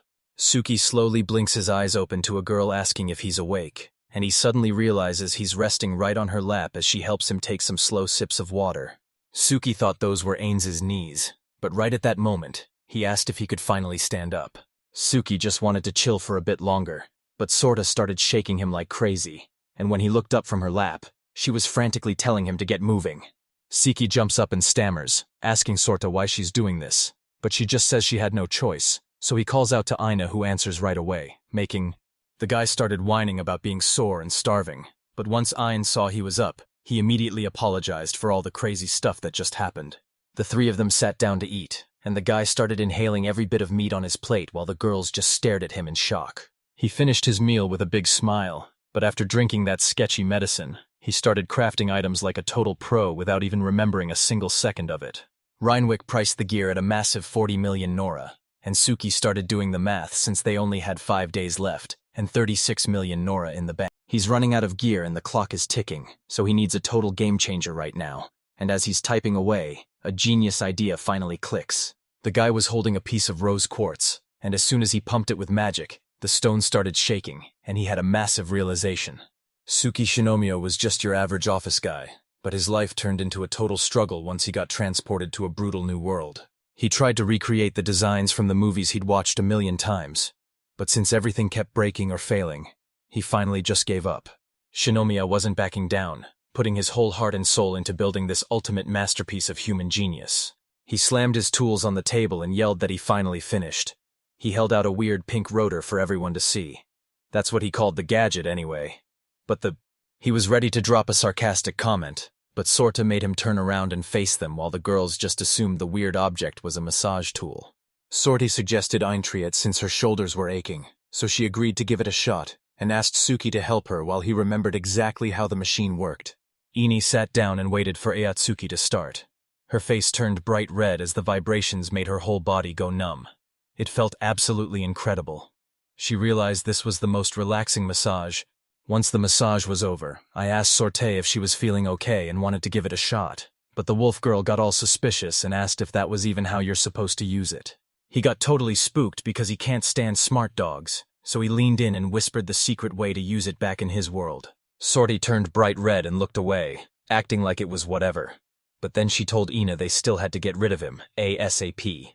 Ina grabbed the girl and demanded to know what was up with that instrument, but Sorta wasn't talking and just wanted to be let go. Right then, Suki decides he's gotta head out for a bit. The girl screams after him, telling him not to even think about running away. He steps outside into the dark. Zuki realized there had to be shops like this around here, and since there was zero competition, he was about to make a ton of money. He took another look at the tool, remembered Wendy was right there, and told her to just hang on for a second. As he walked down the street plotting how to sell the item, he ran into a group of guys who stared him down before one of them tripped Itsegi, sending him flying headfirst into... He slammed onto the pavement as laughter echoed behind him, where one guy was groaning about a broken leg and demanding he pay for the damage. The guy walks up to Itsuki while he's down and says he'll let it slide for 2 million, but Itsuki says that's way too much and offers him a potion instead. The guy lunges at Suki demanding cash, but the boy just swats his hand away and asks if Dadel is the one who sent him. The guy just laughed and asked for the name again, acting like he'd never heard of it. But then Itsuki suddenly bolted away while the man kept trash-talking him and everyone else screamed. He tries to distract the robbers by pointing at the sky and shouting that a gold coin is falling. And even though they don't buy it at first, they're completely shocked when a real coin actually drops from the clouds. Suke was so glad he saved his pocket money skill for later. But the guy won't quit and chucks a dagger at him. Suki spins around and sees the blade flying right at. Out of nowhere, a girl leaps in and kicks the blade away, and when he spins around, he's staring at a cat girl who says just one word: visit. Suki's jaw dropped when he realized Shirou was the one who saved him, and he instantly remembered the first time they met back in the city. They're just chilling at a diner talking about the crazy stuff they always run into. And when he asks who she is, she finishes a bite of her sausage bun and tells him her name is. She stood right in front of Suki on the rocks and shouted that she's the master's weapon, and if anyone even tries to touch him, they're dead. These thugs start talking smack to Shirou, but she shuts them down instantly and warns them that even if they start crying, she's not letting them escape. He takes a swing, but Shirou is already behind him, calling him way too slow. She grabs her sword and gets ready to strike. But when Itsuki tries to stop her, she looks. It was all a total fake-out, and as the guy collapsed with a sword in his gut, Shirou pulled off a sick flip and took out the rest with a battle cry, leaving Yatsuki. He thanks her while feeling pretty confused, but she just says yes, he told them to stay on guard while Shirou protects the master. Suki thinks it over and asks to see her master, but Shirou is totally shocked and points right at him, saying he's still the one in charge. The guy is totally confused and asks to go to Yasus, while the girl keeps bugging shyly about buying Shirou until she gets super upset hearing it's not happening yet. Itsuki still wanted to trust her and say thanks, so after a quick chat with Yasus, Shirou turned around and told them it was finally time to move out. Shirou takes off running while he struggles to keep up, and when he offers to hold her hand, she tells him to stop treating her like a total baby. Suke reached out his hand and told her to stop, so she got all shy and grabbed it as they walked off with Shirou humming a little tune. They finally reached Yasus's house, and when he came out to see what was going on so late, Siki tried to thank him for the Shirou situation, but Yasus just. Shirou was chilling with her head on Itsuki's knee, and seeing how sweet and thankful she was being, he decided it was finally time to show her something. He pulled out the rotor and showed it to Yasus, who was totally lost until he explained that he actually wanted to make a trade. The guy decided he wanted to buy the machines and asked for the price, so Itsuki held up 4 fingers and told him it would cost 40 million. Yasi just smirked, thinking 100,000 was the absolute max, and they were totally overhyping it, but Suki was feeling hyped and ready to start her presentation. The guy slammed the gadget on the table and said he wasn't buying it. Yasus was totally confused and had no idea what he was talking about. But then Itsuki got super hyped and everyone looked totally lost. So Yasus explained that he's basically selling the rights to market this pink rotor as a massage tool for those kinds of stores, and Itsuki confirmed it. He was actually super into what he saw and had a ton of power in shops like this, so even though Suki was hyped to keep going, the guy suddenly cut him off. He asked for the details, so Itsuki laid it out. He wanted 40 million for the exclusive rights to the rotor, while he handled making and selling them wholesale. He gets to pick the price, but the guy wants a $50,000 cut for every single piece sold. After throwing out the deal, he waited to see if Yasus. He said people would definitely want to buy this, but there's just no way you can keep making enough to keep up. Suke jumped in saying he'd handle the deliveries while Aina and Sorta gathered the supplies, and Yasus agreed it was a solid plan. But there was still one big catch. This dude just rolled into town as a total drifter with nowhere to live, and it's honestly wild he actually agreed to the deal since taking an offer from a complete stranger is a. Yasis gives the green light, so Suki steps up and offers to become a servant to seal the deal, leaving everyone totally shocked while Yasis wonders why he's going to such extremes for. The man laughed, thinking Huki was a pretty interesting guy, and even though he wanted to sign a contract, Yasu told him it wasn't even necessary. He wanted to own that pink rotor forever instead of just for a bit, and even though Itsuki was dying to grab the cash and bolt, Yasus just kept the conversation going. He warned him that traders get zero mercy, asked if he was cool with the deal, and a terrified Itsuki quickly agreed. Yasis was totally ready to take the 40 million, but he still had one huge worry about Shirou on his mind. As they stepped out of Yasus's mansion, the sun was already coming up, and a totally exhausted Itsuki realized he'd only managed to finish 10 devices. Shirou was totally zonked out on Itsuki's shoulder, so he gave her a little head pat to help her rest, and then lifted her up onto his back. She felt super guilty for. Dotaro totally lost it and smashed a plate, screaming at his guys for losing to some random dude and telling them to get back out there to earn their keep while they just kept apologizing. The butler bowed and warned the guy that jumping in would only help the enemy, and if Yasus got mad, they'd definitely pay for it later. Dadel agreed, bragging he'd win even without cheating, and swore to make Itsuki regret ever touching Wendy, as he creepily imagined her calling him Lord in. The next day, the Alchemist Guild was buzzing with noise as Itsuki demanded to know why he even showed up. But Dadel didn't even wait for the contest to start before deciding to just man up and admit he lost. Dadel pointed his finger right at Itsuki and screamed at him for having the nerve to call a man that, demanding to know who he thought he was. Dadel just smirked and said he finally got it, thinking Itsuki finally realized how outmatched he was and gave up. Suki just flashed a cocky smirk and told Dadel he was going to make him cry like a baby. And man, Dadel was totally fuming after getting roasted like that. The girls are glued to the drama as Dotaro screams he's never going to forgive the kid and promises to show him a living nightmare. But Suki just laughs in his face and tells. Yasus cut their fight short and told them that even though it was early, the winner was already decided and he was ready to drop the final results. In the blink of an eye, tons of heavy bags were piled up into a giant mountain. Dadel's hands were shaking as he grabbed the coins in total shock, while the girl behind him confirmed he'd just made a massive 80 million. Itsuki points right at himself and claims the win, while Yasus turns to Dotaro and tells him this is how it's going down. The guy realizes the client already hit the goal way earlier than planned. And just like that, the match wrapped up and everything became official. Dadel just waves his hand and laughs it off, insisting the guy is totally joking and just won't admit it. The guy points to the side, turns to Lee Trick, and says he's positive she handed over the cash. She complained that Dadel was way too loud, put her phone away, and tossed the package to the guy, telling him to check it out. He snatched the box and asked what it was, but when he ripped it open, his jaw dropped because he couldn't believe what he was seeing. The receipts were for some accessories bought by Lee Trick, and the guy started shaking because he couldn't believe his eyes. She blew out a cloud of smoke and pointed to the paper, saying the guild spent a crazy $40 million to buy up every single accessory Itsuki ever made. Dadel's jaw hit the floor at what he was seeing. He was totally shocked that someone actually dropped $40 million on those accessories. He couldn't even wrap his head around a price. She swore she wasn't making a mistake. Itsuki's alchemy is way more dangerous than people think. She just stood there, staring at that stunning accessory. Suke burst into tears and called for Lethric, while a totally livid Dadel demanded to know where the kid got the other 40 million, screaming that they were just trying to play him. Yasus snapped his fingers and announced that Itsuki already got the last 40 million from him. Then he gave his servant a quick signal to move in. This guy walks up with a tray and tells Dadel to take a look, but Dadel just stares back and asks what the deal is. He looks at the tray and is totally blown away to see the king's official seal on it. Yasus tells him the device is called the Pink Rotor. Turns out the customer was.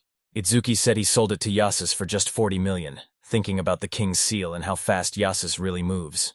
Itsuki just smirked and bragged that there was no way he could lose this competition. Dotaro starts losing it, screaming that he'll never accept Itsuki's win, but Wendy jumps in and tells him the fight is over and he just needs to deal with it. Dadel screamed that she was making fun of him and yelled that she was coming with him because she was basically his property. She totally shut him down, saying her heart and body belong to Lord Itsuki, and there's no way she's going with him. A hammer suddenly smashes into the wall, making Itsuki jump and let out a little scream as he looks over to see Dadel totally cracking up. He grumbled that everyone was making fun of him, then turned to his crew who just smashed through the wall and pointed at the enemies, telling his guys to take them all out. Leetrick was super annoyed that Ariel fixed the air vents without asking, and she warned him that he better be ready for the consequences of being so rude.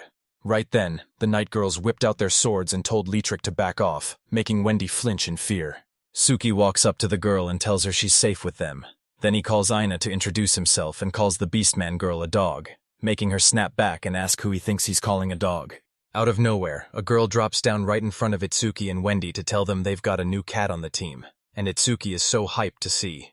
Aina led the charge as the three girls jumped into the action, sprinting straight into the crowd of guys who were totally ready for a brawl. One guy swings his hammer, but Ina shuts him down with her sword while the Beast girls pounce on the rest of the crew.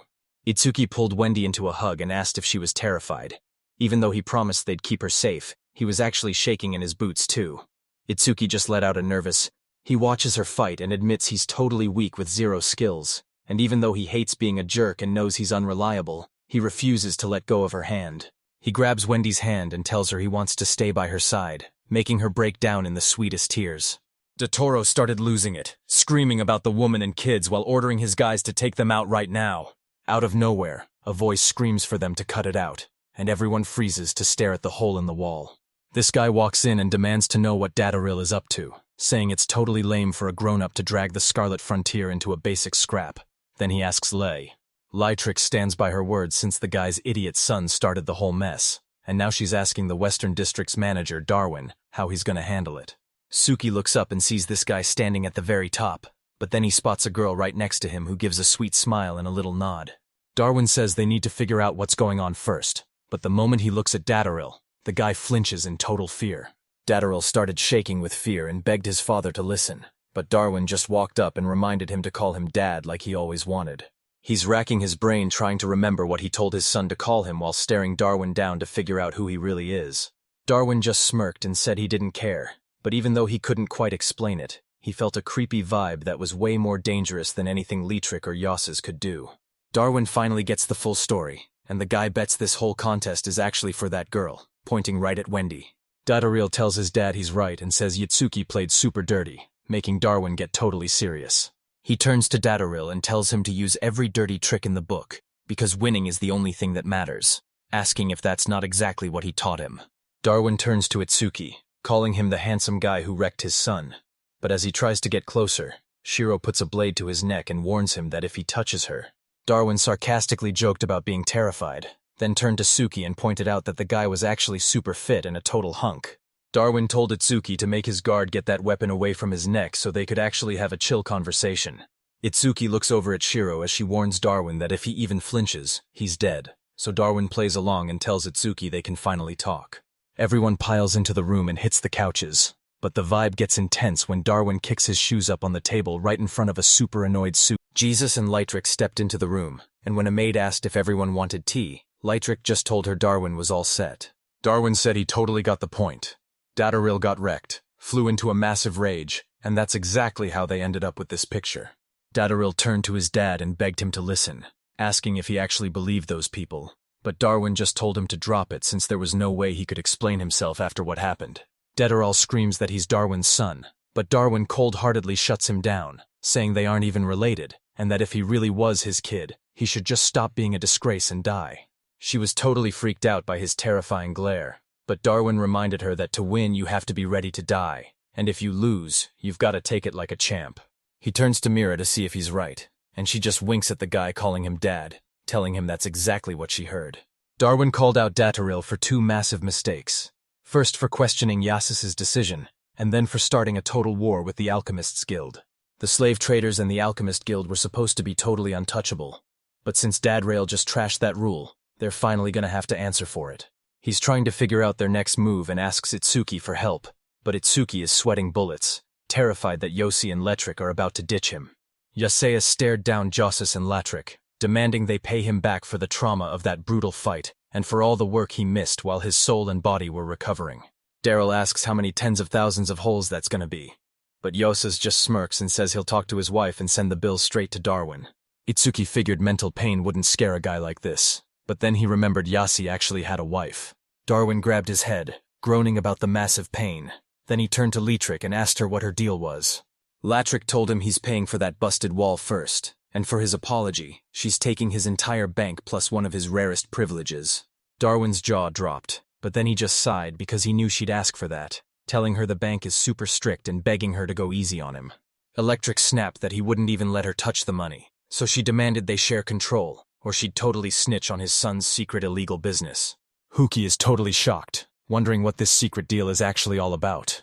Mira reveals the Pharmaceutical Guild is secretly dealing illegal drugs, and asks if that's really what the woman is talking about, while Suk is totally shocked and asks if he actually heard her right. Darwin let out a sigh, saying that people who don't know right from wrong make money in the trashiest way. Then he looked at Dutterville and told him he was already planning to take him down even if he hadn't messed up today. He started a shady business and just ended up causing a massive headache. Dadel was shaking like a leaf. Dadel asked if he seriously thought he could get away with this right under. He tells Dotaro that if he runs away or ends it all, they'll totally get it, and Suki thinks this guy is a straight-up legend. Darwin turns to Itsuki and asks what he can do for him, but Itsuki says he's got everything he needs. even though all he really wants is to get the heck out of there. Shirou stood behind Darwin and told him to quit scaring his master, but Darwin complained that the girl was always digging into his back and it felt super annoying. Darwin told Itsuki he's got an awesome servant and that he's totally looking to get one just like that. He points at Wendy, calling her a total beauty too, and asks why both girls don't just come with him since he's totally harmless. Out of nowhere, Suki leaps from his seat and covers Wendy with his hand. Itsuki thinks his son is way more girl-crazy than he is, but he hates how the kid acts, especially since Wendy is already his girlfriend. Darwin points out that Itsuki was shaking like a leaf just a minute ago, but now he's a total beast ready to strike, and Darwin is actually giving him props for the change. He warned him that guys like that usually die fast, but Suki just said he's only there to have some fun, and he refuses to die until he's finished, even if he gets killed. Darwin thought it was wild that the kid was a total drifter, but Suki shut down any talk of an apology, saying Dadel just needed to be punished, and that was that. Lee tricked her into Itseki and told her she didn't have a choice anymore, but she reminded him that even if things were different where he came from, this place has its own. Saying sorry is basically useless if the other person doesn't accept it, since you don't want any weird tension left between you. So Darwin says if there's anything he can do to fix things, he should just come out and say it. He puts his hand on his daughter and asks if he'd marry Mira since she's such a catch, leaving Uki totally stunned. Mira smiles and says Itsuki is a super cool and generous guy, but she's low-key worried she won't be enough for him. He felt super bad and told the guy he wasn't good enough for his daughter. So since they weren't even a thing, he turned the offer down while Mira thought it was a total shame. Litrick tells him to stop overthinking and just say what he wants right now, so he takes a second and realizes there's actually one thing he's gotta ask for. After a bit, the guy finally drinks the tea she brewed, and she tells him it's high-quality stuff that tastes amazing. Suki is a total coffee addict who doesn't really get why this tastes so good, but he's still loving it, and Lightrix thinks he's just way too chill. After surviving all that drama, he wasn't even sweating it, and Suki totally agreed. Finally, everything chilled out, and Lightrix scored some sweet bonuses, so everyone was hyped. The lady was shocked that instead of a fight, they offered a peace treaty that seemed a bit small to her. Suke was trying to figure out what Litrick was actually planning, but then Aina suddenly showed up and cut them off. The girl says Darwin's messenger just showed up to talk about their plans, so Suki stands up and tells Litrick he's gotta step out for a minute. Lightrick started sipping some tea and told Itsuki to come find her once he was ready for a new job, and he just waved back to show he was on it. After a bit, the girls tell him he's super lucky. Suki asks what they're even talking about. The girl says she still thinks he should have used his own. Itsuki asks if she thinks he's a hard worker, and she admits he really gave it his all this time, so he thanks her right before Aina jumps in to say the gentleman is super hyped. Aina points right to the spot and asks if that's the one, and just like that, Itsuki's officially in a new world with a house of his own. Suki and the girls are standing right in front of this massive mansion, and while everyone else is totally shocked, Aina is just beaming because this giant place is actually her home. Itsuki and the girl turn to Aina, totally confused why she called this place Sweet Home, and they start whispering about how she actually thinks this house is nice. She said she might be comparing him to the past, and then Itsuki grabbed the door handles but just stood there without opening them. She asks why he's hesitating, so Itsuki turns around with an awkward smile and admits he's just really nervous. Suki started thinking about his new place, and while he was stoked just to rent a tiny room with his first paycheck, he never actually expected to score a whole house all to himself. He's still totally confused about his feelings, but then Itsuki opens the door and finds Wendy inside, who gives him a polite bow to say hello. Wendy says hi to a super shocked Itsuki, and when he asks what she's doing there, she just grins and tells him she's gotta get everything ready before the master shows up. Wendy's words flashed through Suki's mind, and since he'd finally reached the top, he felt like he could die happy right then and there. Darwin cuts off his train of thought to say hi and check if he likes the house, but Itsuki just wants to know if he's really gonna get the job. Darwin told him the talk was over, and since he never does anything halfway, he actually picked up the entire house just like the guy asked. Down in the basement, he set up a sick alchemy lab decked out with top-tier furniture and nothing but the best gear. This spot is a total goldmine, and even though he's bummed to let it go, he tells the kid to take it. Itsuki thanked Darwin and they shook on it, with Darwin declaring his loser son's case officially closed, meaning Itsuki was free to do whatever he wanted until Yas. Darwin heads out, leaving Huki totally lost on what to do next until Wendy asks if she should make some tea, and Huki's all for it. He points the girls to their rooms but tells Sorta she's gotta work to pay for her stay, and when she gets salty about it, he basically tells her she's welcome to sleep outside. Sorty is finally chilling in a super soft bed, rolling around and saying it's way better than any hotel, and Ina totally agrees with her. Sorty gave her pillow a big squeeze and told Suki she did an awesome job, but then she suddenly remembered to ask about a bath, so Ina told her the master would take her there right away. Sorty complained they hadn't washed up in forever, so she grabbed Ina's hand to drag her along, totally ignoring the warning that a guy was already in the bath. Suke is finally chilling in the bathtub, stretching out and calling it total paradise since he hasn't had a real bath where he can move around in ages. He was always hitting up the spa to escape his soul-crushing job, and honestly, just a cold drink and some tofu were enough to make him feel like a king again. As he splashes some water on himself, he wonders if he can use alchemy to build a fridge, since that would definitely make him way more cash than the pink rotor. Out of nowhere, someone sneaks up on him, and when Uki spins around, he sees Wendy asking if she can rub his back. Itsuki totally panicked and tried to hide his body, asking Wendy what she was even doing there, but she just casually said she came to rub his back. Suki is just sitting there dying of embarrassment while Wendy tells him to let her know before his next bath so she can wait on him. She lathers up a sponge and starts scrubbing Itsuki's back, asking if she's being too rough, but he tells her he's totally fine. Right now, Suki is totally focused on his body, but Wendy just snuggles up to him and thanks him for making her his and letting her be with a guy, telling him she... Just then, Sorta crashes the party to ask Itsuki how much longer he's gonna take in the bath since it's their turn, while Ina tells her to stop being so rude. Right then, they spot a photo of Itsuki and Wendy looking way too close, and Sorta's hand starts shaking as he tells Itsuki he's nothing but a total jerk. Suki tells Sorta it was all just a big mistake. Then she grabs a basin and covers Iris's face so she doesn't have to see something that would totally ruin her eyes. Ina doesn't say a word as she turns around and walks out of the bath. Sorta starts roasting Suki, saying Ina totally hates him now, and honestly, he kind of deserves. Just then, Ina walks into the bathroom wearing nothing but a towel, apologizing and telling him that since he's bathing, it's her job as his servant to help him out. Ina apologized to Wendy for dumping all the work on her, but Sorta told her to stop stressing and then yelled at Suki to finally get out of the bathroom. She really wanted to get closer to Sorta while doing her chores, but she suddenly slips on some leftover soap, crashes to the floor, and her towel flies right off. Ina panicked and tried to slam it shut while Sorta smacked Itsuki and yelled at him to stop looking, leaving Itsuki totally bummed that his relaxing bath was ruined. Just then, voices echoed through Darwin's hallways as someone felt bad about that arrow incident. But they had to handle it even if it meant bothering their dad. Mara told Dharma not to sweat it since Dadel already trashed their reputation, and with the foster dad stepping in to handle things himself, Dharma totally agreed. He called the guy a total fool for forgetting his dad's kindness, but Mira was totally over it, and asked why they were still talking about someone who was already history. Dharma says sorry to Mira, but tells her that the person in the spotlight right now is way more interesting. Mira called him a total riot, and Dharma admitted he was dying to meet this young master of the Alchemist Guild too.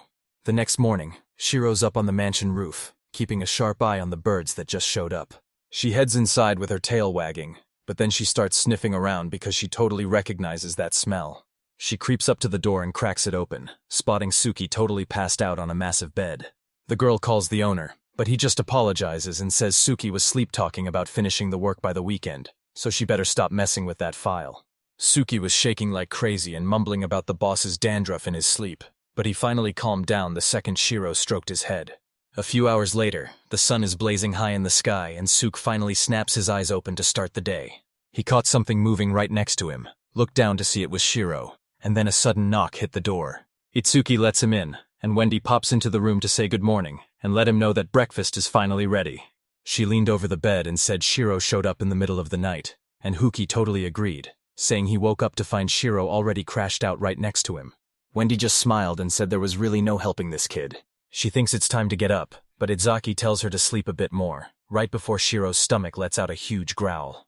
Once the table was finally ready, Itsuki told the girls to dig in, and Wendy started pouring soup for Ina and Sorta as they thanked him. Sorte asked if Wendy really cooked all that food herself, and when Wendy said yeah, Sorte felt totally defeated because the chores were supposed to be her thing. Itsuki and Shirou started inhaling their food like crazy, while Sorte told Wendy that the meal was absolutely fire. Suki and Shirou were struggling to swallow, so they chugged their drinks and went right back to devouring that massive pile of food. Itsuki finished his meal and thanked her, and after putting his tea down, the guy told him that hearing him say it was delicious made all the hard work totally worth it. Itsuki was still hyped about how good last night's dinner was, and asked if he could eat like that every single day. Sorte smirked and said the kid had definitely been fed, making it totally unclear who was actually in charge now. Zuki just grinned back and told Sorta he didn't have a clue.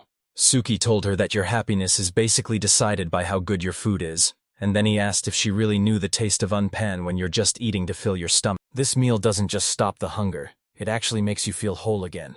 It's exactly what they need to stay hyped and ready for whatever happens tomorrow. Wendy is the real. Shirou walked over to Wendy while she was scrubbing dishes and handed her the plates, and Wendy gave her a quick thanks. Shirou was staring Wendy down, and when Wendy caught her, Shirou mentioned she'd changed a little, saying the food was way better than the stuff at Yasus's, which made Wendy smile and ask if she was serious.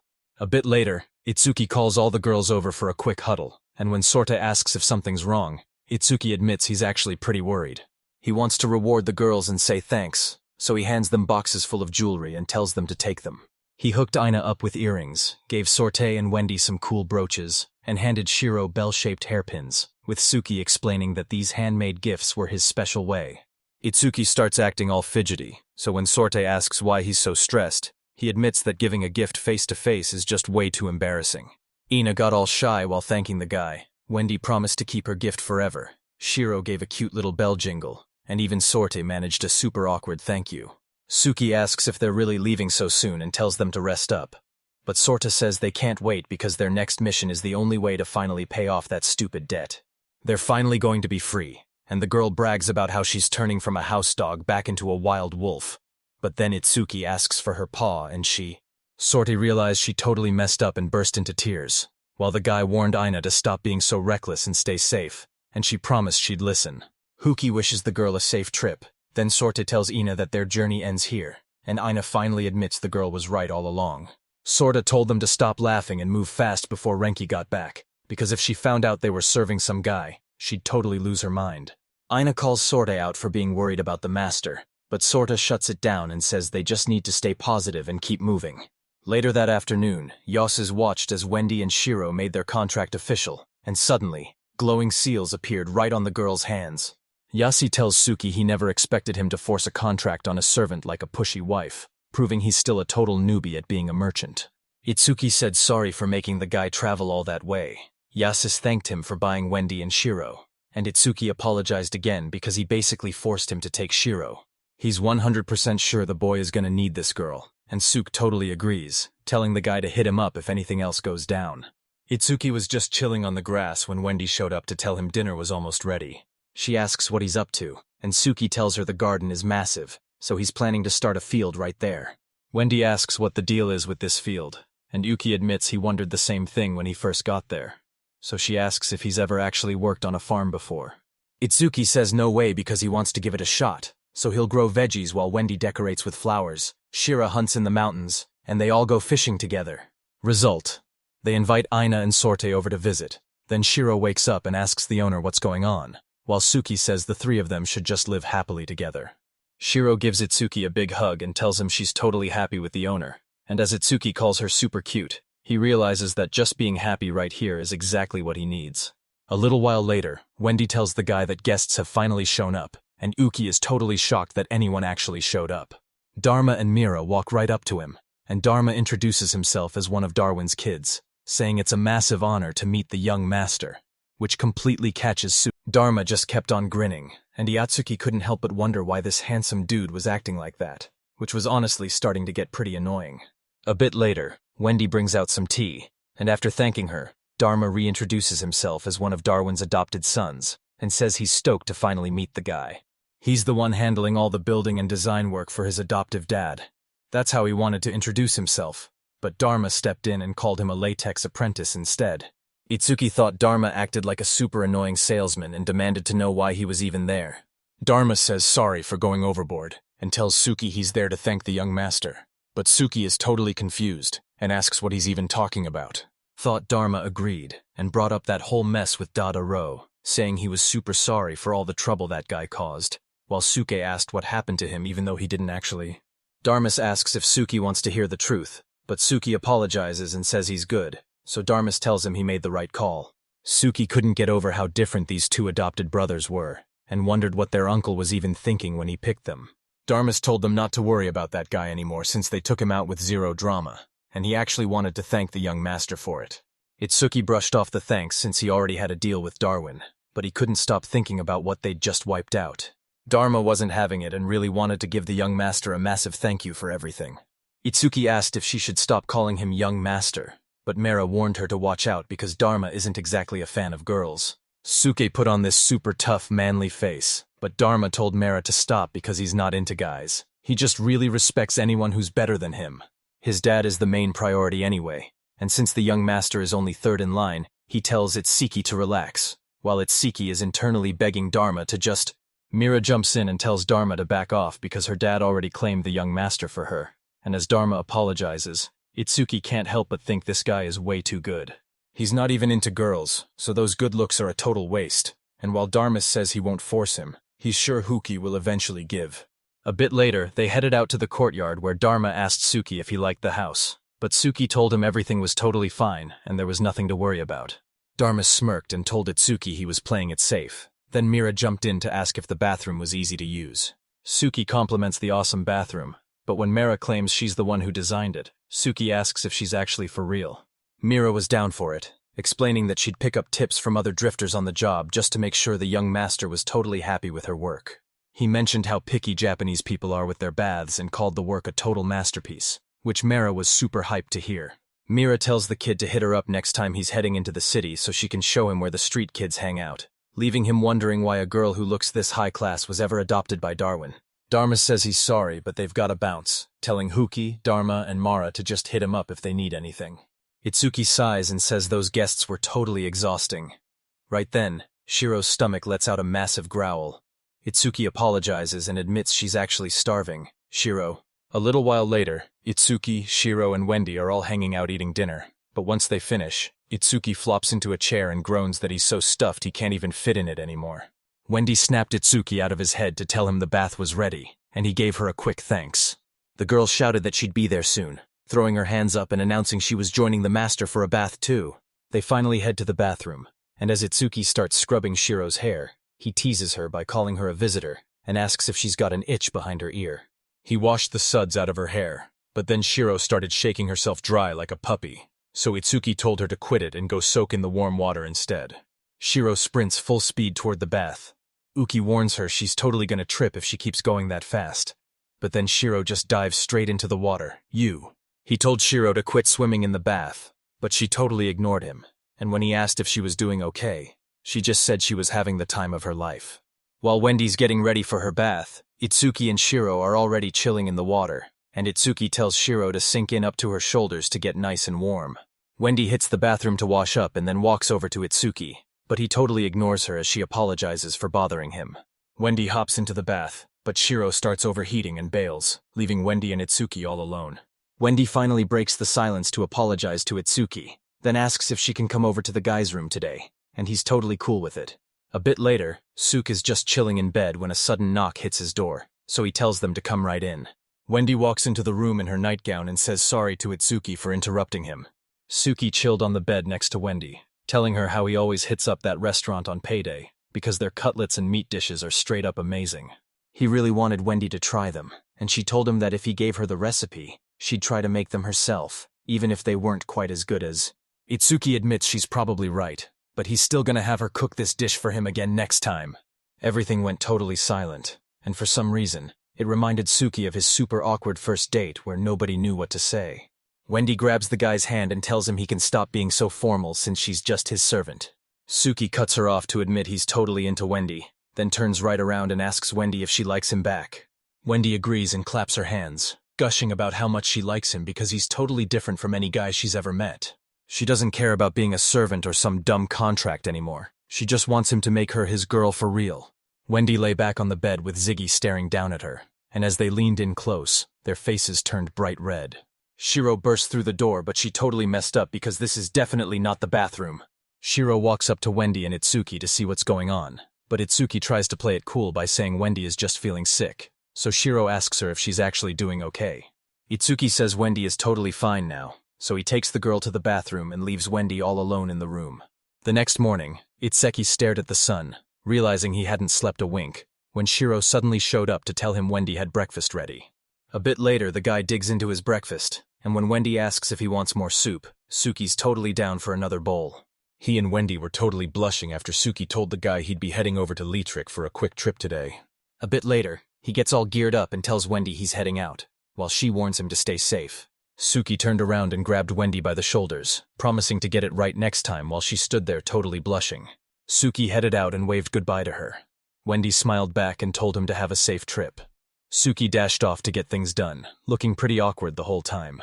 A little later, Itsuki heads back to the Master Alchemist, where Leetrick checks his work and admits the quality is way better, telling him he's finally ready to try making.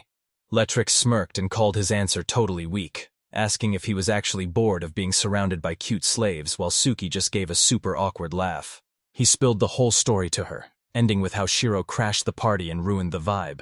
Then Leetrick asked if the kid went back to his room while Suki mentioned he. Leetrick called Suki the absolute worst, saying this is exactly why people get divorced, and she even called him a total idiot for leaving a girl waiting in bed when he should have known. She tells Suki to follow her, asks if he's busy, and says it's time for a lesson while pouring a drink into a glass. The lady tells him to knock one back first, but he's actually shocked she's offering a drink right now. Leetrick says she'll just serve tea if he can handle the story. He said Wendy confessed her feelings, but he couldn't tell if it was real love or just her slave instincts, while Leetrick pointed out that the guy was actually bold enough to challenge the Darwin Guild.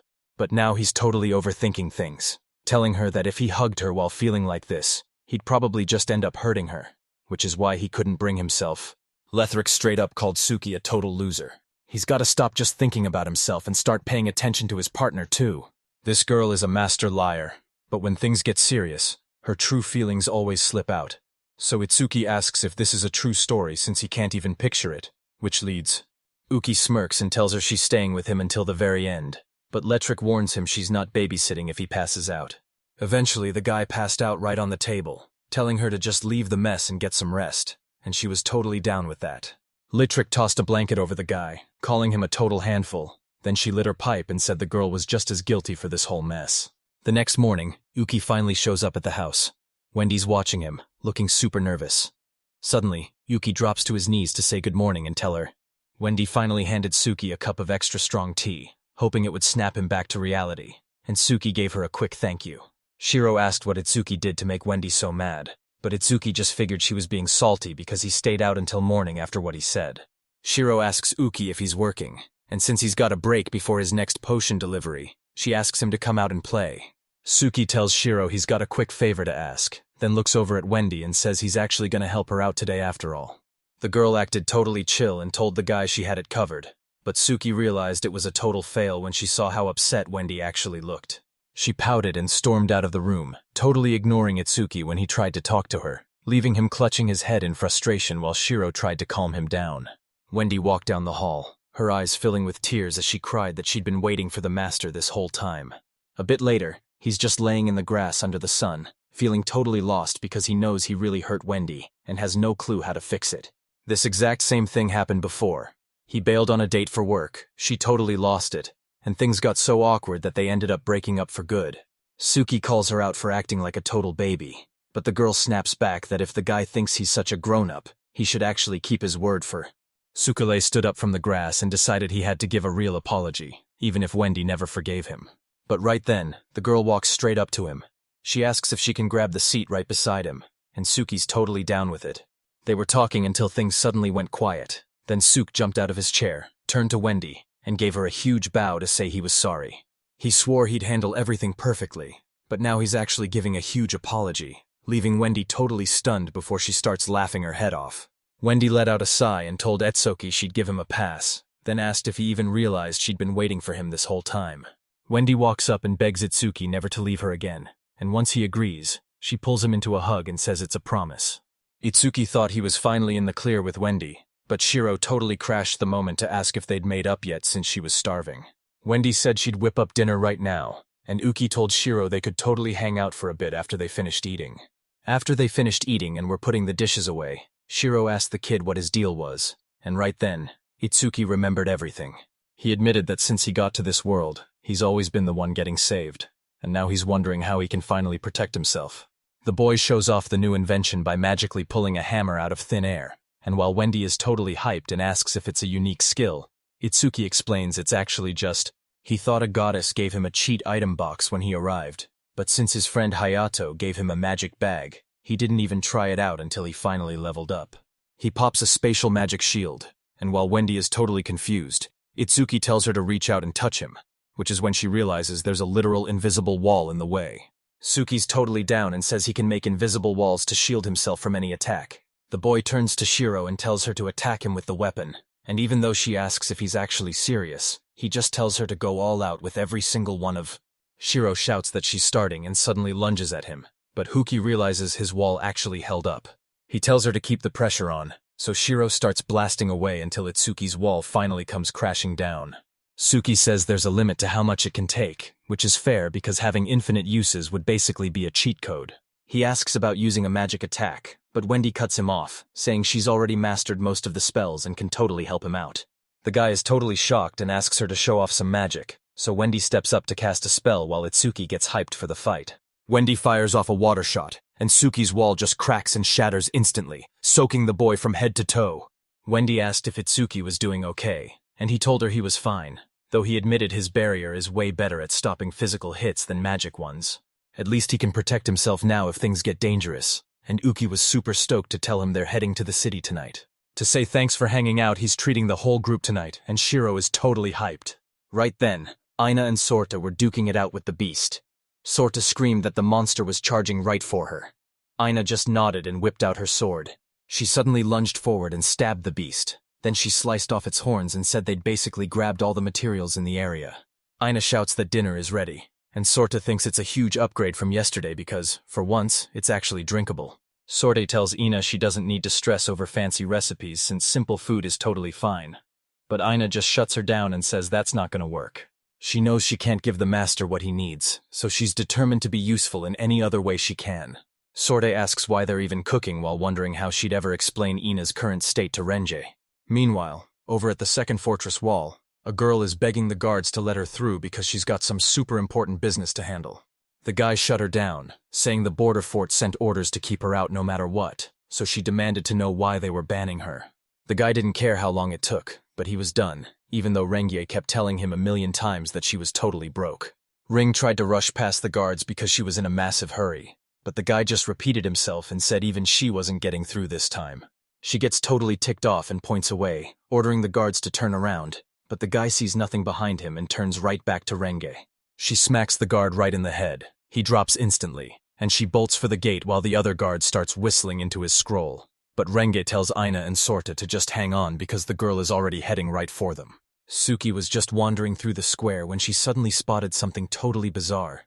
A weird little creature that looked exactly like a walking potato.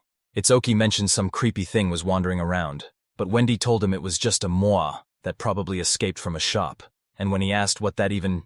He was totally shocked and asked if the veggies here actually walked, so Wendy confirmed that most of them do, and asked if the plants in his world really just stay still.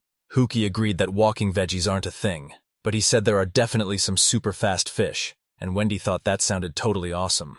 Suddenly, Shirou grabs Mo and starts munching on him, telling the owner she's starving while the guy just tells her how gross she's being. He gave Shirou a quick head pat and apologized, then asked if she was down to eat, and she told him she was totally starving. Itzaki made the call that they were definitely getting meat and promised to feed her until she was stuffed. Then he asked Wendy if she knew a good spot, and she told him to just leave it all to her. They hit the road, and as Oki held Wendy and Shiroshan, they both got super embarrassed when they caught each other looking, but they eventually made it to a restaurant and ate a ton of amazing food. Night falls and the guards are already swarming the city to hunt Rengi down, while she's just sprinting away and complaining about how they won't get off her back. She dives off the roof, and right then, Shirou says she's still hungry, which is honestly crazy because she's so tiny but can eat a ton.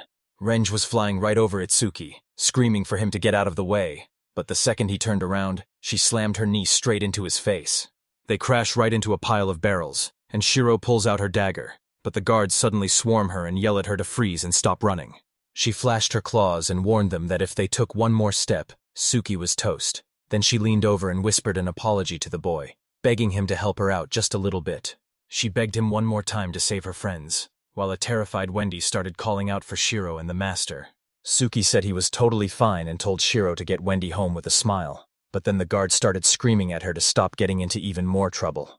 Suki whispers for the girl to bolt into the alley on the right, so she grabs him and takes off while the guards scream for them to freeze. Suki and Renge bolted into an alley to escape the guards, but then Suki suddenly pulled out some crazy level 3 spatial magic. He threw up an invisible wall that the guards slammed right into, leaving the rest of the squad totally confused until one guy shouted that he was stuck behind some weird force field. Suki says sorry and tells the girl they should just focus on having fun, and while Rengi agrees, he gives the boy a quick side-eye. Right then, Shirou was stalking Itsuki and Renge from the rooftop, remembering Wendy's plea to keep Itsuki safe before she leaped down and told them she already knew the whole story. A bit later, Itsuki and Renge showed up at a spot he knew super well, and the girls there were actually really nice when they said hi to the guys. The staff were busy serving drinks and seating guests, so Rangai asked the boy what this place even was, but Suki just said he knew the owner and was going to use his clout to get them in. Reng was totally suspicious about why he brought her to this sketchy spot. But Suki promised it wasn't like that, and they were only there because the guards couldn't see them. He pointed out that those guys were guards and asked what she'd done. Rengi admitted she was low on cash, and Suki realized she just skipped the entrance fee. He asks for her name, she says she's Renge, and then Suki brings up how she just promised to go save her friends. Renge confirms it's true, and says her friends are in serious danger. She explains that she's an adventurer, and asks the boy if he's ever heard of the Scarlet Line. She got a letter from Sorte a while back saying some guy kidnapped them, and now she's handing the boy that exact same note. Sorte checks in on Rengi, but things are rough since she and Ina are stuck serving a total creep who stares at them constantly, and even caught Ina without any clothes on the other day. Itsuki was totally fuming about that creepy letter the girl sent Renge, so Renge explained the situation and decided she's gonna track down this guy to save them both. Huki begs the girl to stop and just listen for a second, because he's actually the guy mentioned in that letter. Renge laughed it off as a total joke, but when a worker sat down and asked Itsuki if he was really taking over the whole Crimson Frontier, Renge lost his cool and started throwing hands. After Ina, Sorta, and Renge spent months just chilling at the guild, a package finally arrived for Ina, and she was shocked to see it was a quest meant specifically for them.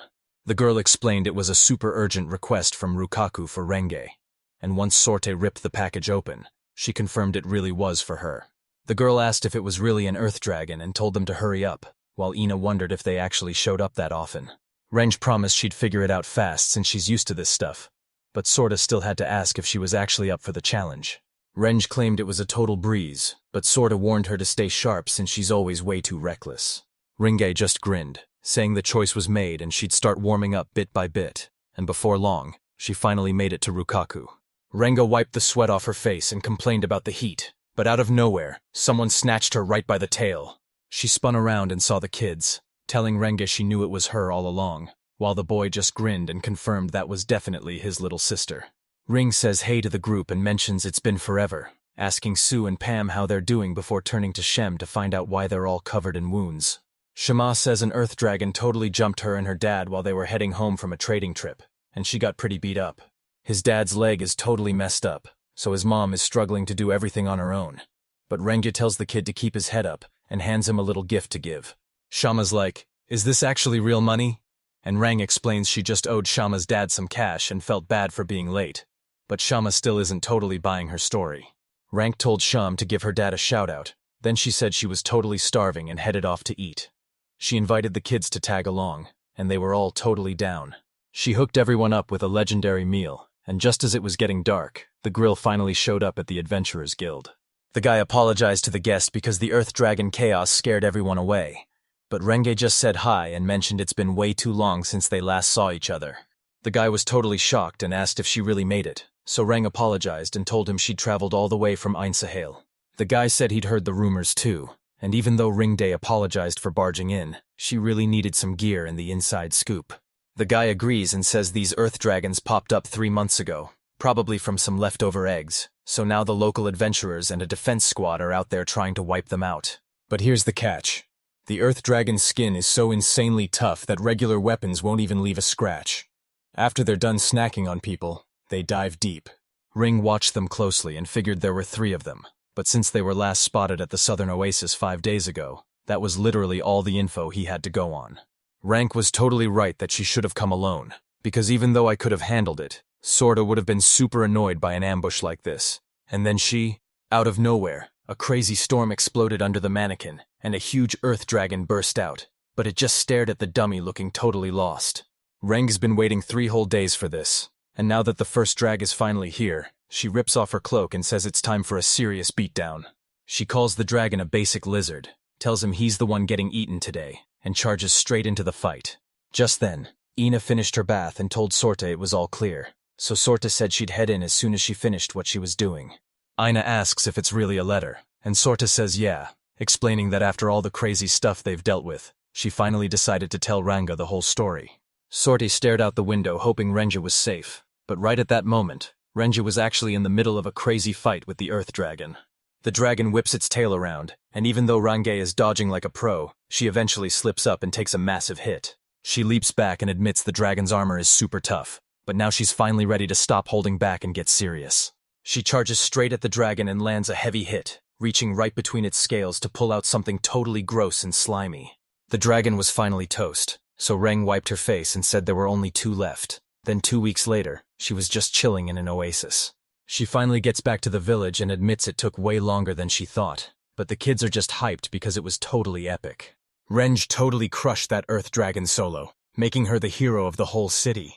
Shama even told her his dad is finally gonna walk again thanks to her, and Renge just kept it cool, saying she was just happy to help.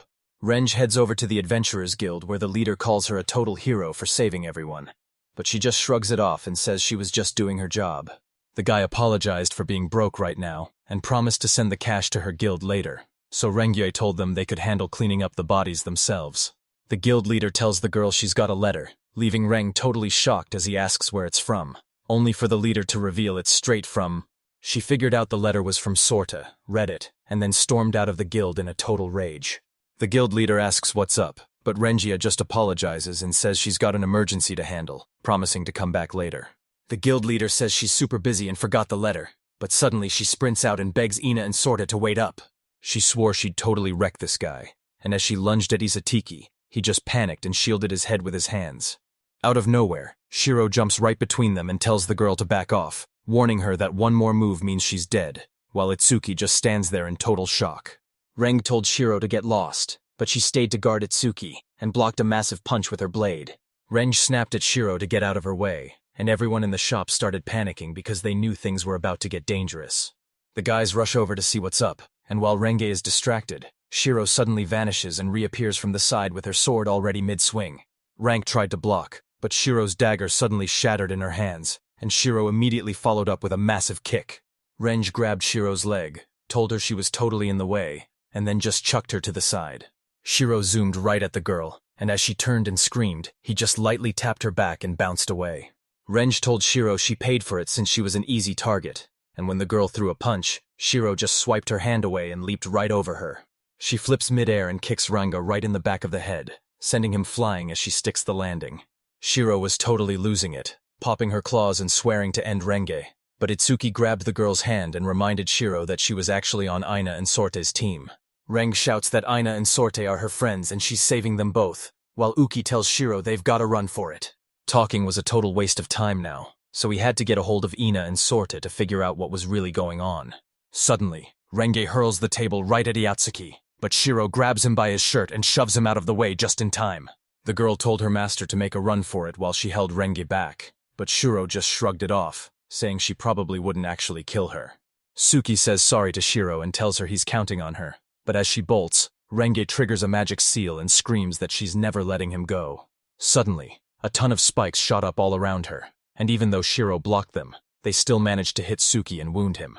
Itsuki hits the dirt and grabs his wound, but when he sees his hand covered in blood, he totally cringes, wondering if that's actually his and why the pain is so insane. Shirou rushes to her master and tells him to hang on, but even when Renge screams at her to move, she doesn't budge an inch. In a flash, Yasus popped up and told everyone to knock it off just as the whole pack of knights finally caught up to Rangai. Shirou was sitting right next to Yatsuki as Yasi explained how he bolted over the second he heard the client was in danger, and honestly, things were looking pretty sketchy. Wendy's sprinting through the dark, shoving people aside, and when she sees Itsuki all messed up, she totally loses it and begs him to hang on while he's shaking in pure pain. Yasi's told Wendy to stay calm and start patching the kid up, handing her a potion bottle to help. Eve cracked open the potion and told the guy to hang on just a bit longer while she patched up his wound. Ren was totally cornered by guards, and one of them yelled that she was under arrest and shouldn't even think about fighting back. Just as she lifted her leg, she was ordered to freeze, and a glowing magic seal suddenly popped up right under her foot. She splashes down some super sticky mud. Every single guard is trapped and can't even budge. Right then, Reincarnated lunges straight for the kid. She's dead set. Out of nowhere, Shirou pops up right behind her, and she launches off the ceiling to slam Reincarnated straight into the floor. Yasus told the guard to grab the girl while they still had the chance, and the guard was totally down for it. Yasus tells Shirou the girl really helped them out, but Shirou says that doesn't matter because they need to go save their master right now. Wendy wants to take Suki to the Adventurers Guild, but Yas asks her why they're going there when a church or a hospital would be way more reliable. Wendy told him the master's potions were right there, and it was the fastest way. Yasus agreed with her. But then the guards cut in to ask what they should do with. Yasa told them to bring her to his mansion so he could deal with the Lord personally. Then he gave Rengi a super scary death stare. Back at the Adventurers Guild, Itsuki finally opens his eyes to find Wendy sitting right there by his bed, and she's totally shocked he's actually awake. But when he calls, Suki is totally shocked to see him at the guild and asks what's going on, so Wendy explains they're using the room to heal the master, and that's when Suki remembers he was actually hurt. Shirou suddenly dives into his arms, crying her eyes out and begging for forgiveness, leaving Suuki completely confused as he asks why she's even saying sorry. The girl explained that Shirou totally failed to keep her master safe, which is why he got hurt, and she felt so bad she apologized to the boy. Uki just grins and plays dumb about what she's saying, but he knows he'd be totally cooked without Shirou, so he grabs her face and thanks her. Huki turns to Wendy and says sorry for the interruption, but she just smiles and tells him it's all good. The guild leader said the girls were totally freaking out when they brought him in with a hole in his side, and Itsuki asked if that was actually for real. Wendy says the master's potion healed the cut, but he's gonna have a permanent scar, and now the boss is demanding to know who did this to him. Uki suddenly bolts out of bed and asks if Aina and Sorte are back, but the guild leader tells him they still haven't shown up. He turns to Shirou and asks if she knows what happened to them, but she just shakes her head. Then suddenly, Aina pops up at the door and says Rangi is actually at Yashisa's mansion. Sukyu was totally shocked to see Aina back, but when he tried to pull her aside to talk, she told him straight up that Yasus already filled her in on everything. Aina bows low and says she's super sorry, knowing a simple apology won't fix this mess, but it's the only thing she can do right now. The guild leader was totally confused and asked why Ina was even apologizing, but then she dropped the news that Renge actually attacked the master, leaving everyone stunned as the leader demanded to know why this was happening. Wendy asks who Reng is, and Ina reveals he's actually an old teammate, leaving Wendy totally shocked that a former friend could do something so messed up. Wendy demands answers from Ina because one mistake could cost the master his life, but Suki tells her to chill out and asks where Sorta is. Back at Inyasus's mansion, a guy calls out Renga for all her crimes, like skipping the Rukaku tax, smashing through the castle gates, and beating up the guards. She wrecked his place and straight up tried to kill him, but Yasa says he's getting patched up and is gonna make it. And the crazy part is that the guy actually feels bad for her. Reng started thrashing around to get free, but Yasus told her to just give up because even she wasn't strong enough to snap those chains. It's made of special steel meant for high-level monsters, and it even drains her power so she can't use any magic at all. He's terrified she'll wreck the mansion just like she did his shop. So Renja gritted her teeth and sprinted down the hall before slamming the door open and shouting for her. Sorte begged Yasis to stop being so mean to Rangyue, but Yasis shot back that he wasn't the bad guy, especially since his shop was trashed, and Sorte's owner. If she hadn't sent that letter to Renge, none of this mess would have started, and now Sorta is shaking like crazy. Yasis asks if she really didn't want this, but honestly, the result is exactly what she's looking at right now. A massive business partner almost died. The girl's friend turned into a total criminal, and he's putting all the blame on that Sort taste. Ringa screamed at the guy to stop and asked why he was blaming Sorta when she was the one who did it all, and she didn't regret a thing because she was just trying to keep Sorta and Ina safe. Sorte screamed at Ranga that she was totally wrong, and that she and Ina were never actually treated badly. Rang asks her what she's even talking about. Sorte starts sobbing and saying sorry, and then Yasus drops the bomb that Sorte and Ina's contract with Yatsuki was actually just to pay off their debt. Since those adventurers totally wrecked Yatsuki, Ina and Sorte took the fall for the guild and became servants, but word is they're actually getting along great. The letter was actually a total lie, but if she had just finished reading it, none of this crazy drama would have ever happened. He shows her the letter and tells her it's actually the rest of the message Renge left at the Rikaku Guild, and it just arrived today. Yasa stops playing around and gets straight to the point, telling Sorte she's just as guilty for starting this mess, and asking if she even realizes how much trouble she's in now. Sorte bursts into tears, remembering how she hated Yutsuki from the very first second, because he was always laughing like an idiot and getting in their way. Plus, she totally hated the way Aina was smiling at him. It felt like her spot was being stolen right from under her. She really just wanted Itseki to hurry up, and she realized she actually loved all the teasing and the drama, but she had no idea when these feelings even started, and now she's totally cringing at herself for writing that embarrassing letter. She'd put the kid in serious danger and been totally heartless to Renji, so she dropped to her knees in front of Yasus and started begging for forgiveness. She knew this whole mess was her fault and was ready to do whatever it took, begging the guy to just let Ringa off the hook. Rang starts screaming for Sorte to shut her mouth because Yasus is a shady dealer, and if she keeps talking, he's totally going to tie her up. Renji screams that she's the one who did it and the letter doesn't matter, so if anyone's getting in trouble, it should only be her. Sorte starts apologizing, saying she's the one who made the sweet Renge act like that, and the girl just breaks down in tears while begging for forgiveness. Yas clapped his hands and called it totally amazing, saying he knew the Scarlet Boundary crew would have such a crazy strong bond. The law is the same for everyone, so crying and screaming won't help one bit. He points right at Sorte and Range, telling them that the law says they have to follow the Lord's orders now. He says they're perfect for a life of crime, and now that the famous adventurer has totally lost her edge, he's positive Sorte is going to be a massive hit. Renj called the guy right then, but Yasa told her that what she was doing was straight up illegal. He's totally stuck now because the law is finally making him pay for what he did.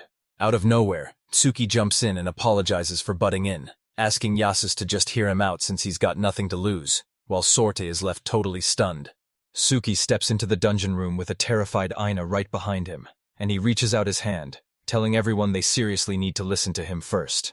Suki was determined to show Yasus that he'd missed a huge detail, and when Yasus finally spotted the kid, he was totally shocked and asked if he was feeling any better. Itsuki scratched his nose and said he was already feeling way better, all thanks to that potion Yasus hooked him up with. Suki stepped deeper into the dungeon and saw Sarte trembling on the floor, so he immediately turned his attention to her. The girl bowed down to the guy and started begging for forgiveness, saying she totally ruined everything, and Sorta just kept repeating her apology over and over again. She burst into tears because she was totally terrified, but Suki just patted her head and told her she had it all wrong, promising to deal with that crazy letter later. They had to handle this mess fast, especially since that creep was still touching Sorta and making threats right before he gave you a call. Sorty starts bawling her eyes out, so Suki pulls her into a hug and whispers for her to just trust him, and even though she can't find the words, she slowly starts to nod. Range watched everything from her chains, totally shocked to see Sorte acting so sorry in front of this young guy. Suki flashed a grin at Yashisu and told him the merchant probably already let Renge go since he's really not a fan of that kind of stuff. Yasus just gave the guy a lazy look and said he wasn't doing it, but the man argued that Renge was a dangerous criminal who needed to be locked up right now. Suki threw his hands up and told them to stop talking smack about the girl, saying he's down to talk, but he's really not feeling the vibe of this whole situation. Yasus shut him down instantly, saying there was nothing left to talk about. The merchant added that the Lord himself would be the one deciding Rangai and Sorte's fate now. Suki. Itsuki even promised to pay them extra cash just for apologizing to make up for his hurt feelings. He asked if Yasus was cool with the deal, and you could tell the merchant was really weighing his options. Yasus shot back that his girl almost died, and now this guy is actually offering. The guy just shook his head and closed his eyes, warning Itsugi that being way too nice was eventually going to backfire on him. The guy hoped they could just talk it out, but Yasus shut him down and refused to let the girl go, while Itsuki decided to sue everyone and pay for the damages himself. Aina jumped into the talk to speak for Rangai and Sorte, promising she'd take the blame and pay for all the damage they caused. Yasus looked at the girl and said he'd take Aina's deal, but only if Aina became a criminal slave to save the other two. Huki was totally blown away by this twist, and Aina stepped up, saying she'd do whatever it takes if it meant the girls were finally off the hook. Sorte burst into tears, begging Aina to change her mind and screaming that she absolutely couldn't do it no matter what. Itsuki backed Sorte up and tried to talk Aina out of it, putting a hand on her shoulder and telling her that her plan wouldn't change a thing since one of their friends would still be stuck in jail. Yasi looked at the kid and beat Itsuki to the punch, saying he probably just wanted to finish the case without anyone getting hurt. Ki says that's exactly what he's gonna do, but just as the guy starts yelling his demands, Yasus shuts him down and tells him he's got it all wrong. Yasus made it clear that saying sorry won't fix a thing, and they need to come up with a real way to settle the score. Jesus also said that if you break the law, you're paying the price no matter what, because the city needs rules to keep everything under control. The man claimed he was an Einsahal citizen who had to follow the rules, so Yasu told the boys to just give up and back off. Suki let those words sink in for a second, then turned to Yosusin and admitted the guy was 100% right, and his logic was basically bulletproof. He kept going, pointing out that Yasis was a merchant, and he really wanted to hear his business perspective on the whole situation. Yasi didn't really get this guy and looked totally bored, right before the man asked him what Suki even meant. He threw his hands out and told Yasus he's just a wanderer who knows way more than him, especially when it comes to how money actually runs the world. Suke knew alchemy was actually a big deal and was cooking up a secret plan. But Yasa was still totally clueless about what his master was even talking about. Itsuki told Yasus he could just give him a one-sided loan if he finally got the picture, and he wanted to settle the score right then and there. Yasus got all worked up because it seemed like Itsuki wasn't even listening to the merchant. But Itsuki just admitted his plan was actually pretty wild and he totally knew it. Suki tells Yasis he's dealing with him as a merchant now and challenges the guy to a total showdown using the rules of trade. Suki says it doesn't matter how it happens. The only thing that counts is if he can handle whatever rules Yasa picks for their big showdown. He also demanded that if he wins under these rules, Renge and Sorte have to be let off the hook for everything. Yasa claimed Suki promised to let him off the hook for all his crimes if he won the bet, but the truth is, Suki didn't even have the power to make that happen. Itsuki wasn't sure if it was for real, but he told the guy he totally trusted Yoshisa because the merchant actually had the skills to pull it off. Yasus looked down and took a few sharp breaths to think, but the guy told him he could definitely handle some of it. Since this whole plan is totally illegal, he's taking a massive risk, and Yasus asked the kid what would happen if Itsuki actually lost. Without even hesitating, the guy yells that he'll be Yasus's slave for the rest of his life if he loses, leaving Aina and Sorte completely stunned. Reng couldn't handle the silence anymore and finally snapped, screaming that Itsuki was just talking crazy. She was blown away that he'd actually suffer for someone else and called him out for taking his crazy ideals way too far. Yuki went quiet for a second to think, then he finally admitted he only helped out because Renge is tight with Ina and Sorte. Ren flashed back to how Itsuki acted before, and finally realized he never actually meant to hurt her. With Ring hanging on her arms, she finally broke down in tears, realizing she'd been acting like a total idiot this whole time. Shirou snuck up from behind, grabbed Itsuki's clothes, and warned him to stop messing with Yasus just to make sure they were still cool. Suki flashed her a huge grin and said he totally understood everything. Then he asked Shirou if the girl actually thought he was a loser. Shirou just smiled without saying a word because she totally trusted her master, while Yasus started cracking up and said Suki was a really interesting guy. Yasus explained that his reputation as a merchant was on the line, and since he couldn't just back down from a challenge, he decided to step up and take on the competition. Itsuki was low-key nervous, but he was super hyped when Yasus agreed to the deal and immediately asked what the catch was.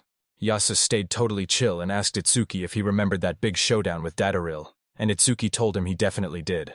Yasus says the deal is exactly the same as before, giving them just 1 week to come up with 120 million nor. He even promised that if the guy can pay back the shop's debt, he'll win the entire competition right then and there. For this competition, he's totally banned from using the Adventurers or Alchemist Guilds, and he can't even sell that pink rotor he and Itsuki own. Itsuki agreed. Then Yasis said teaming up with the Scarlet Frontier was a go, and asked the boy if he was cool with the deal. Itsuki balled up his fist and agreed to the deal, so Yasus announced that Sorte and Renge were free to go with him for now. The crew finally burst out of that cramped room into the blinding sun, and Uki let out a massive stretch, complaining about how that night felt like it would never end. Out of nowhere, he hears someone calling out to him from behind, and when he spins around, he sees Renge walking right up to him. She bowed her head and apologized for everything, with Ring admitting she knew she might not be forgiven, but she still really wanted to say she was sorry. Sorte steps up to protect her friend, shouting that Renge is totally innocent and taking all the blame.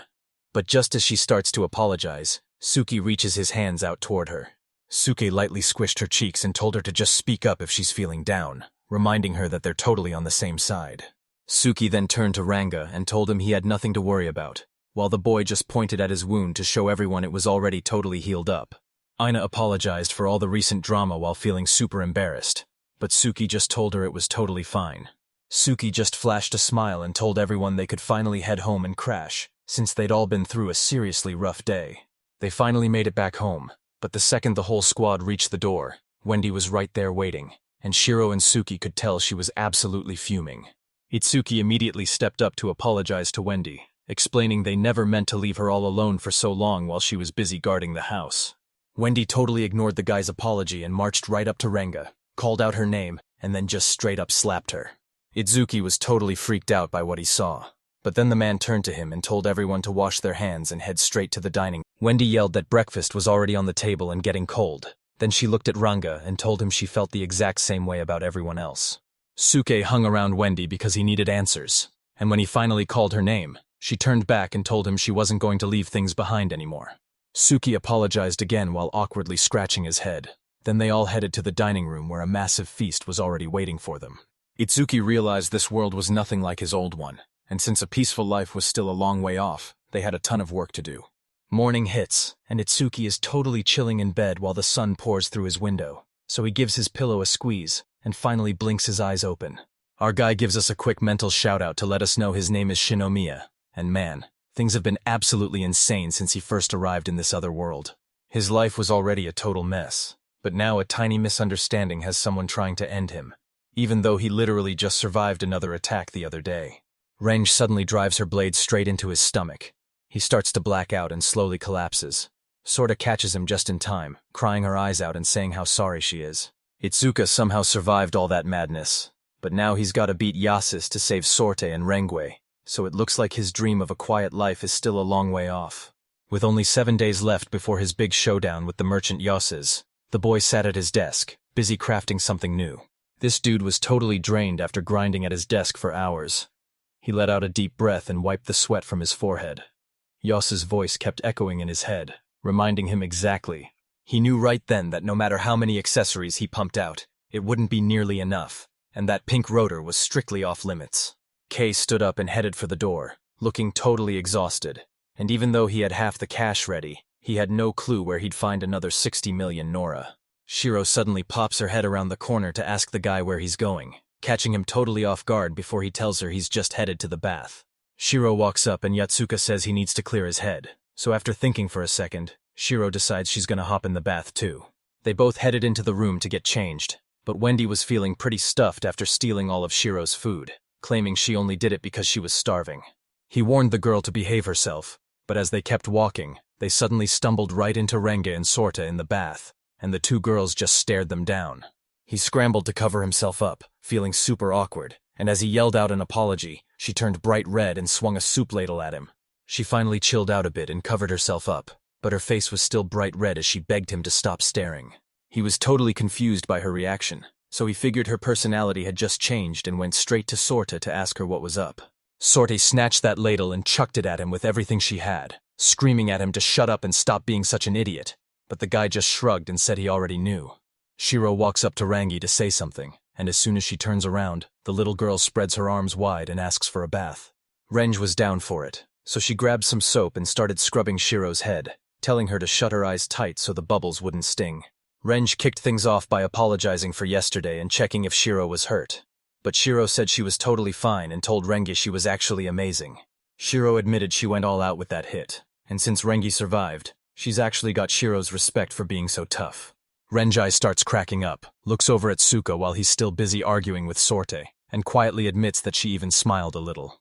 Meanwhile in the kitchen, Aina is busy devouring some dessert and raving about how good it is, while Wendy just smiles and thanks her for the awesome review. Wendy says this treat is perfect with tea or just for snacking, while the guy thinks it tastes exactly like a total calorie bomb. Wendy told Ina she had something to share at their next shift, but Ina just stared at her, totally confused by her weird reaction.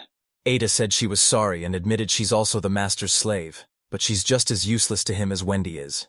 Ina really tried to hold her own as a Scarlet Frontier member, but she eventually had to call on the master to step in and help. Ina just stared ahead and admitted she felt totally pathetic and completely useless. Wendy totally agrees and says she's already given her whole life to the master, so now she's ready to do whatever it takes for him. But her master still won't let her, and even though she gets tons of praise, she feels like she hasn't earned any of it. Wendy flashed back to its K saying this was the whole reason he wanted to be with her. She wanted it all, and he totally liked her for that. That totally set her off too, so Ina looked Wendy right in the eyes and asked if it was actually for real. Wendy just smiled and said she realized there are things only Ina can pull off, and Ina grinned back, knowing she was totally right. After that, the girl decides she's going to challenge the master too. But things get really tense as they realize they've only got 5 days left. He knew his workshop was totally maxed out and couldn't make gear any faster, and there was zero time to wait for Ina and the crew to grab more supplies. He had to think of something fast, or he was definitely going to become a toy for creepy Uncle Yasus, who he could already imagine standing right behind him with a whip. He quickly shook those dark thoughts away and swore he'd never let that happen, clenching his fist as he realized he could totally count on Darwin. But the second he remembered that face, he knew this was officially the worst thing that could happen to him. He knew he had to make a big move to stay in the game, but Wendy suddenly snapped him out of it to say the master had a visitor. So our guy finally meets the guest. He's shaking like a leaf and has no idea what she's even doing. She just gives him a grin and says it's been way. The guy looked away, thinking he hadn't even done anything yet. Then Itsuki turned to Mera and said it had been forever since they last met. But she could tell. Itsuki asks what she wants, so Mira takes a sip of tea and says she heard all about the crazy incident they got into at the brothel recently. Mira just starts laughing and says she's totally into it, but the guy keeps a straight face and tells her he's not interested in the slightest. Mera started firing off her own questions, first asking if her Suka could actually pull in that much cash. Kei realized Mira was actually super smart, so he just waved his hand and admitted that the question was way too tough for him to handle. Mira said she totally got where East Cup was coming from, and agreed that things must be super tough for him right now. Then Mira totally caught everyone off guard by asking why Itsuki didn't just take another look at himself. The guy was totally shocked when Mira bragged that Yitsuki was just a vagabond, and she even mentioned that the goddess gave him that skill if she remembered right. He started to realize that his pocket money and alchemy skills just weren't going to make him enough cash in such a short amount of time. Mira leaned in close and called him out for not changing a thing, telling him he should at least try to unlock a new skill. He really thought hard about what Mira was trying to tell him, so he pulled out a small card to finally put his powers to the test. This guy was loaded with all sorts of passive and active skills, like his favorite alchemy, pocket money, evaluation, and even spatial magic. He realized his alchemy skill was already cracked and way ahead of everyone else, but then something weird caught his eye in the corner of the map. The records showed the kid could actually clone and shape things, so Seek headed back to his workshop to check out his supplies and empty templates. Suddenly, he gets a genius idea. His multi-copy skill lets him duplicate anything, but there's a catch. If he tries to copy magic items or potions, they end up way weaker and basically turn into junk. Hand molding lets you shape stuff however you want, and the kid knew his alchemy level decided exactly what materials he could handle. By molding things by hand, he's moving faster than ever, and even though his cloning skill is a bit mid, he can still mass-produce everything he needs. He could have used the skill on the pink rotor, but Yasus shut that down, so now they need a new way to crank out all those accessories.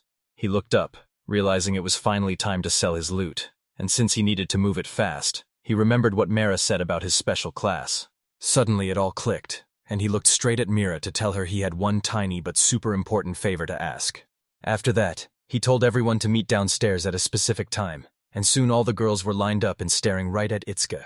The girls started shouting that they'd do literally anything their master asked, and Sorta, Renge, and Ina were totally hyped for their next orders. He saw how hyped they were, but he really needed them to chill, so he stopped the girls and told them to just relax and wait a second. He promised the job would be a total piece of cake, pulling out a tiny list and telling the girls they needed to track down every single item on it. He said sorry and told the girls to wrap things up as fast as possible, but he still had one last major favor to ask. The guy held up his finger and told them he wanted all three girls to get in on the action too. Ina let out a sad sigh and said she finally got it, so Sorta pulled her into a big hug and promised that everything would be okay, swearing she'd do whatever it takes to help.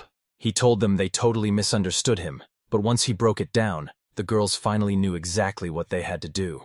Sorty and Renge bolted for the door, yelling that they were going to finish this fight in record time, while Ina promised they'd be back by morning for the big event, and Gate just... Then the guy turned to Wendy and asked for a quick favor, and she was totally down to help, telling him he could definitely count on her.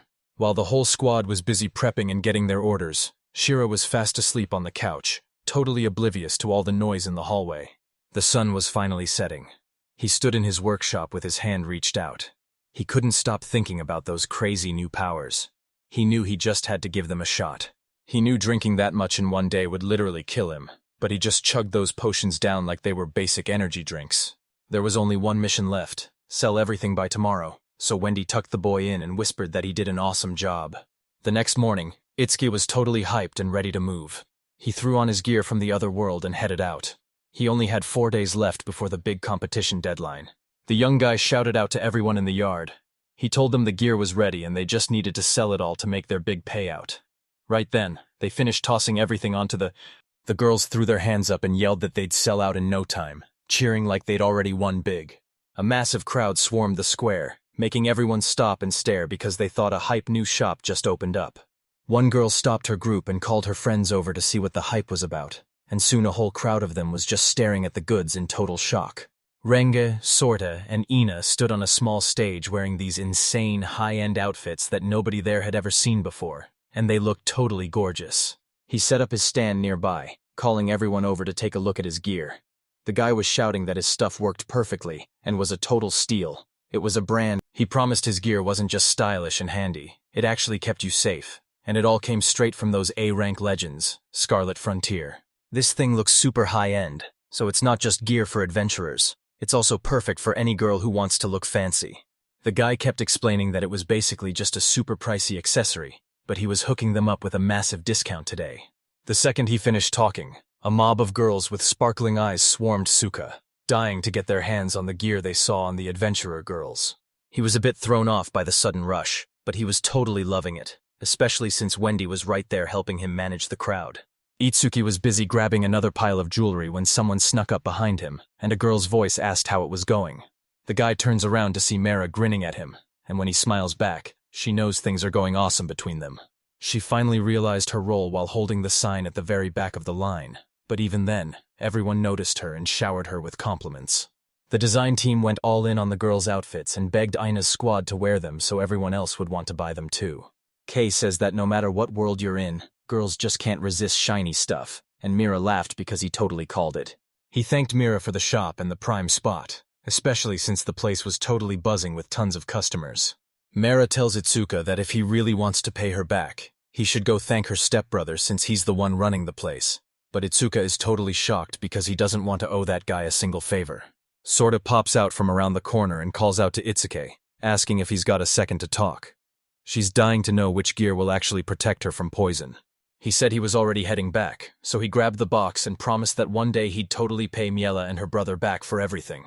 Mira flashed a smile and tucked her hands behind her back, realizing this guy was actually super interesting. For the next 3 days, he went on a total grind, making and selling tons of gear non-stop until the deadline finally hit. He got all the girls together and hyped them up, shouting that they finally hit their goal thanks to everyone's insane hard work.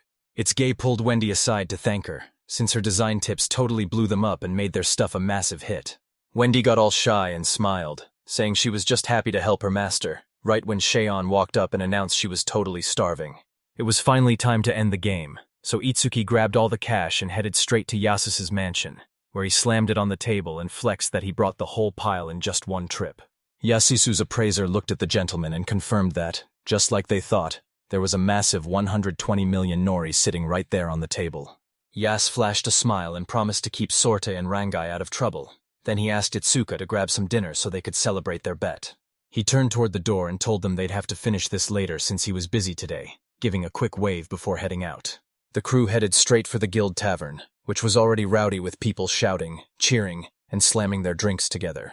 He flashed a smirk and asked Sorta how much longer the girl was going to keep crying, while everyone else just kept partying and telling each other to drink up and relax. He takes a few sips and spots her jumping onto a table with a whole barrel of ale, yelling for everyone to drink up. Reng suddenly got right in Itsuka's face, and with all that leftover tension between them, she started acting totally unsure of herself. Ranga said sorry for the trouble, but she still felt awful about hurting him and really wanted to give him a proper apology. He doesn't say a word and just hands her his drink, which totally catches Renge off guard. Itsuke just smiled and told Rangai not to worry since everyone was safe, and that was all he really cared about, so she grinned back and raised her glass to him. Scale was grinding away in his lab, aiming his hands at a small bottle to trigger his multi-copy skill that he'd only recently started to master. After grinding through all those experiments, he was totally wiped out and decided to call it a day. But when he checked his skill panel, he saw he'd actually leveled up again. He'd finally hit level 9 in alchemy, which is a massive deal in this world. But then something else caught his eye. A brand new skill called Famous Magic Circle suddenly popped up, leaving the guy totally shocked since he had zero clue what it actually did.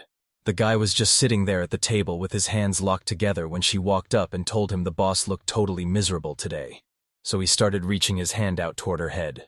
He started petting Shion and mentioned that since his family was growing and bills were stacking up, he had to start grinding way harder.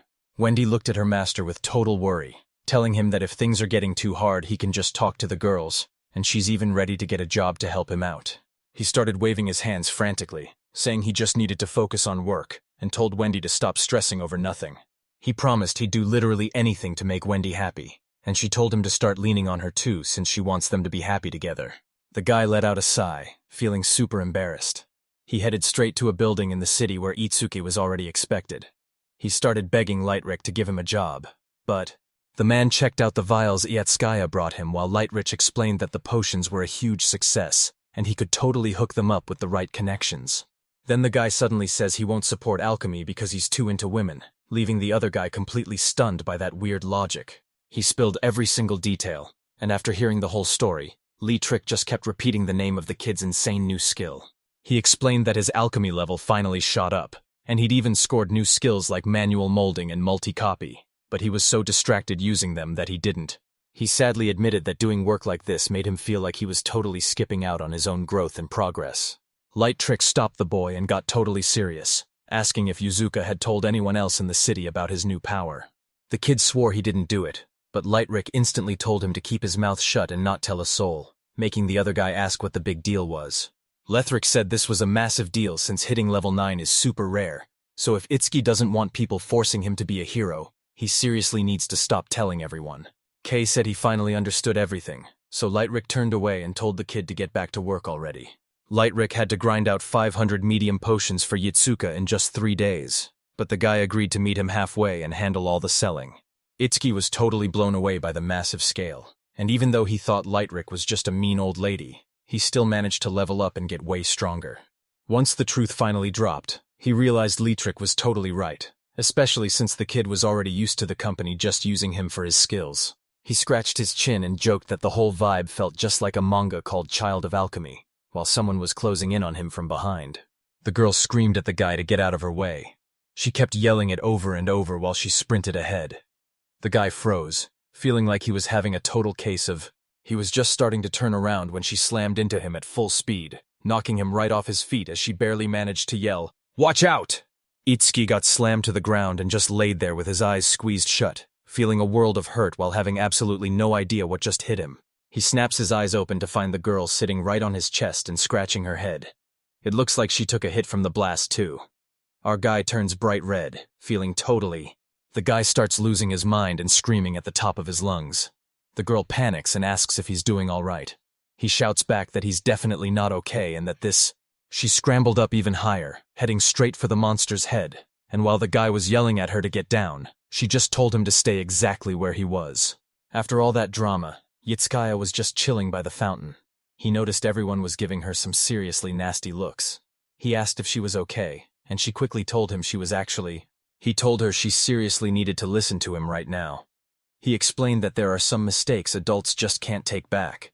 That's why he begged her to stop running down those.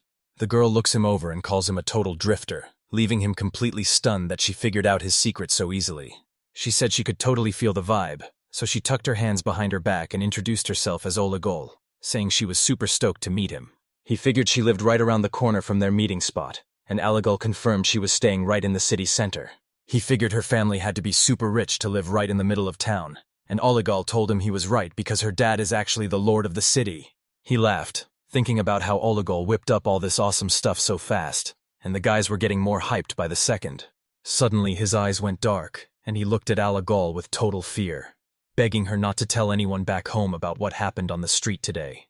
Olegol admitted his voice was actually creeping her out a bit, but they still walked through the city together until she asked where he was headed, and he told her he was just going home.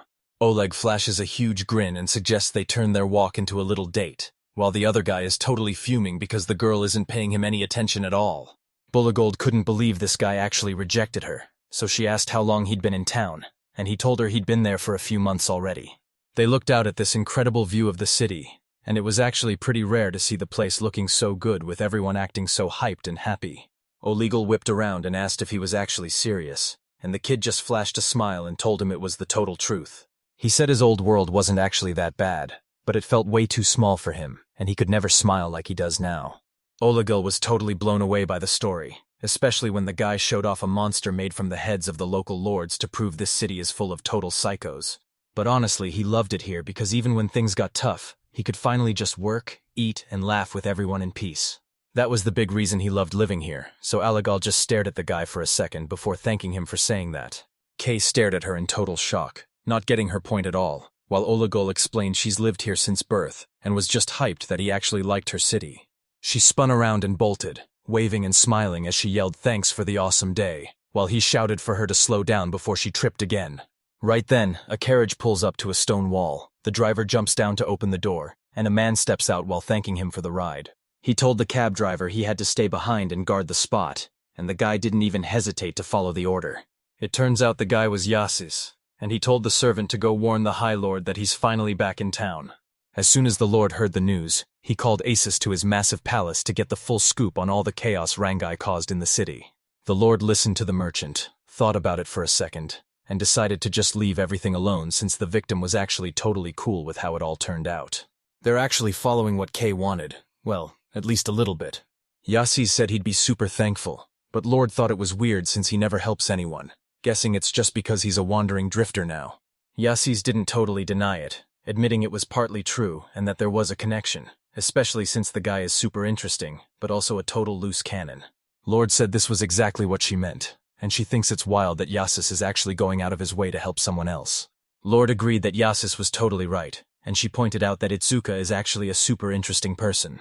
Yasis was totally shocked by that answer, so he asked if she'd already met the guy before, and she basically told him he was right. The Lord was ancient, like over 100 years old, and while the girl smiled and said he was actually her type, she still wasn't totally sold on him yet. Olagol starts coughing and hides her face, and Yasis notices right away, worried that she's looking pretty rough. Olagol confirmed the news. Yasus called it a total disaster, and the girl noticed that even though Hayato's crew was fighting hard, they weren't actually getting anywhere. Yasis was totally crushed when he found out, but Alagol told him her hands were tied and she's already busy handing over all her work. Yasus started to bring someone up but cut himself off, apologizing right away because he didn't want to give her any false hope. He bowed and said he was finally leaving Olagol, trusting that she could totally take care of herself. Once Olagol was left all by herself, she felt super lonely and headed straight for the window, wishing she could just watch the city for a bit longer. Over at Gajil's place, they're pulling in the dry laundry while Wendy mentions how crazy the wind is blowing today. The girl felt bad for dragging Ring into the chores, but Ring just shrugged it off and said she was totally free today. Wendy asked where Ani and Sorte was, thinking they were just looking for new quests, but Rengi explained the guildmaster actually summoned them, all while he was totally distracted by how pretty Wendy looked. They finished packing their gear just as Wendy noticed it was already noon. Since Itsuke was still busy in his workshop, they decided to grab a quick snack together first. Renge was totally. Shirou, Wendy, and Rang all sat down at the table to dig into a fresh pot of soup that Wendy had just whipped up. Wendy flashed a big smile at Shirou and asked the little girl if she liked it, even though it was totally obvious she did, while Renge just stood there watching everything in silence. Wendy looks over at Renge, who's just standing there watching them in total silence. Wendy starts worrying that the guests hate the soup. But Renji is actually flashing back to the time Wendy totally. Rank suddenly jumped up and bowed to Wendy, and when she started shouting her apology, everyone else at the table was totally blown away. Rang tried to speak but totally blanked out, feeling super guilty that she still hadn't apologized to Wendy for dragging them into this whole mess. Renki knew Wendy and Zuka hadn't been together long, but she could tell just by looking that he meant the world to her. Wendy was super important to Itsuka, and since she never acted like a servant to their master, he treated her with massive respect and was totally in awe of her. Reng realized she was trying to take out Yitsuka just like she did to Aina and Sorte, seeing him as a major threat, while Wendy was doing the exact same thing to the master. Ring bowed low and apologized one more time, leaving Wendy totally speechless and frozen in shock. Out of nowhere, Wendy says everything is totally fine and she's not even mad, and even though Renji tries to argue, Wendy shuts it down by saying the gentleman already forgave the girl and welcomed her in. That's why Wendy totally forgave Renji, because she really looked up to her master, and they both saw the world and what people are capable of in the exact same way. Reng looked totally embarrassed, but Wendy didn't let her off easy, telling her she still lacks common sense and needs to be way more careful. Ringer admitted she was super embarrassed, so Wendy said she'd handle the dishes and told her to take the meal straight to the master. Reng agreed and grabbed the basket, realizing it was actually super heavy, while Wendy explained that Itsuko basically stops eating and sleeping whenever he's locked in and studying. The girls shared a grin when they realized they both wanted to look after Suka, And later that night, Wendy was all by herself in the kitchen doing the dishes. She stood there scrubbing dishes, totally lost in her own world. Her own words from earlier just kept looping in her mind. That's when it finally clicked. She was actually in love. Every time she said those words, it felt like a sharp pinch in her chest, and Wendy's face totally dropped as she got super sad. She knew her master really cared about her, but after that night, everything changed and Kay basically stopped touching her altogether. She really needed him to prove he loved her, because without that, she felt super insecure and just couldn't handle anything anymore. It's honestly messed up for her to act like this after all the help she's gotten, so Shirou rushes over thinking she's actually in pain. Wendy said yeah, and pulled a little girl into a hug, admitting it actually stung a bit while the girl started patting her on the head. Itsuke was grinding away in his library and looking totally wiped out because making a legendary cure-all is way harder than it looks, and even though he wants a remedy for everything, he can't. He points to a book and says that missing limbs, sickness, or even nasty curses can be totally fixed with this secret medicine. He figured that since he already made it once, he could just use that legendary magic circle he just found to craft it again in a heartbeat. A tiny magic circle pops up on the guy's hand to spawn some medicine, and the bottle grows huge right before the light disappears. Itsuki was totally caught off guard by what happened, so he leaned in to check out the bottle's stats. Suddenly, he realizes it's that same legendary secret medicine that wipes out every negative effect, instantly healing lost limbs, diseases, and even the nastiest curses. The note warned this was just a way to buy a little more time, when suddenly Rengyue's voice popped up behind him as she walked in saying sorry. He whipped around with a grin to ask what was wrong, and Ring handed him the basket, saying Wendy sent over his lunch. His brain was spinning trying to figure out how he even pulled this off, and he was low-key worried about the chaos if anyone found out he could create something this insane. He realized he'd never actually pulled off anything like this before, not even with the panacea, and he had no clue why it was suddenly so easy for him. Suddenly, Suka realized this might be a crazy reward for serving the goddess. He had no clue if stuff like this was even legal in this world. He wasn't even sure if he should be. Once he finished up, he left the workshop to find the others, but he decided it was way better to keep the crazy stuff that happened to him a total secret. He spotted Wendy first, flashed a big smile as he called her over, and handed her the lunch basket while telling her the food was seriously amazing. Reng was just in the kitchen slicing some fruit when he cheerfully asked Wendy if she was busy, because he actually needed her help with something. Wendy argued that he seriously needed to rest more. Then she gripped her basket and told him she was going to go brew him some tea. She just turned around and walked away without saying a word, leaving Itsuka totally frustrated because he wanted to ask her on a vacation, not talk about work. A bit later, Aina and Sorta finally stumbled back from the guild looking like a total mess, and it was super obvious their mission was absolutely brutal. Itsuke said hey, and asked why they were so winded, but Sorta played it cool while Wendy handed over towels and told them the bath was finally ready. Sorta sank into the hot water, saying she finally felt alive again, and Aina looked over, telling her she'd never been more right. Once the girls got cleaned up and changed, they met Yitsuke in the guest room for some tea, and he immediately started asking them what really went down. This whole story kicks off with a request from the Adventurers Guild, just as Wendy walks over and sets some tea down on the table for the guys. Aina explained the mission was to catch a monster that escaped from a weird creature dealer, and it turns out it's actually a special kind of killer rabbit. But this guy actually had a human brain, making him way harder to deal with, and that's why he was crazy fast and totally heartless. Aina said they tried to catch him, but the monster was actually way smarter and set a trap to jump the adventurers first. He started laughing, joking that the girls had to run away from a scary rabbit, but Sorta got defensive and insisted it was actually a big-brain tactical move. Sorty screamed that the fight wasn't over yet, swearing she'd catch that rabbit herself and rip its long ears right off. Sorty was totally pumped that the whole squad was finally together and ready to take down the next monster terrorizing everyone. He raised his hand and wished the girls luck catching the monster. But then she pointed right at Shirou and said something about him was really bugging her.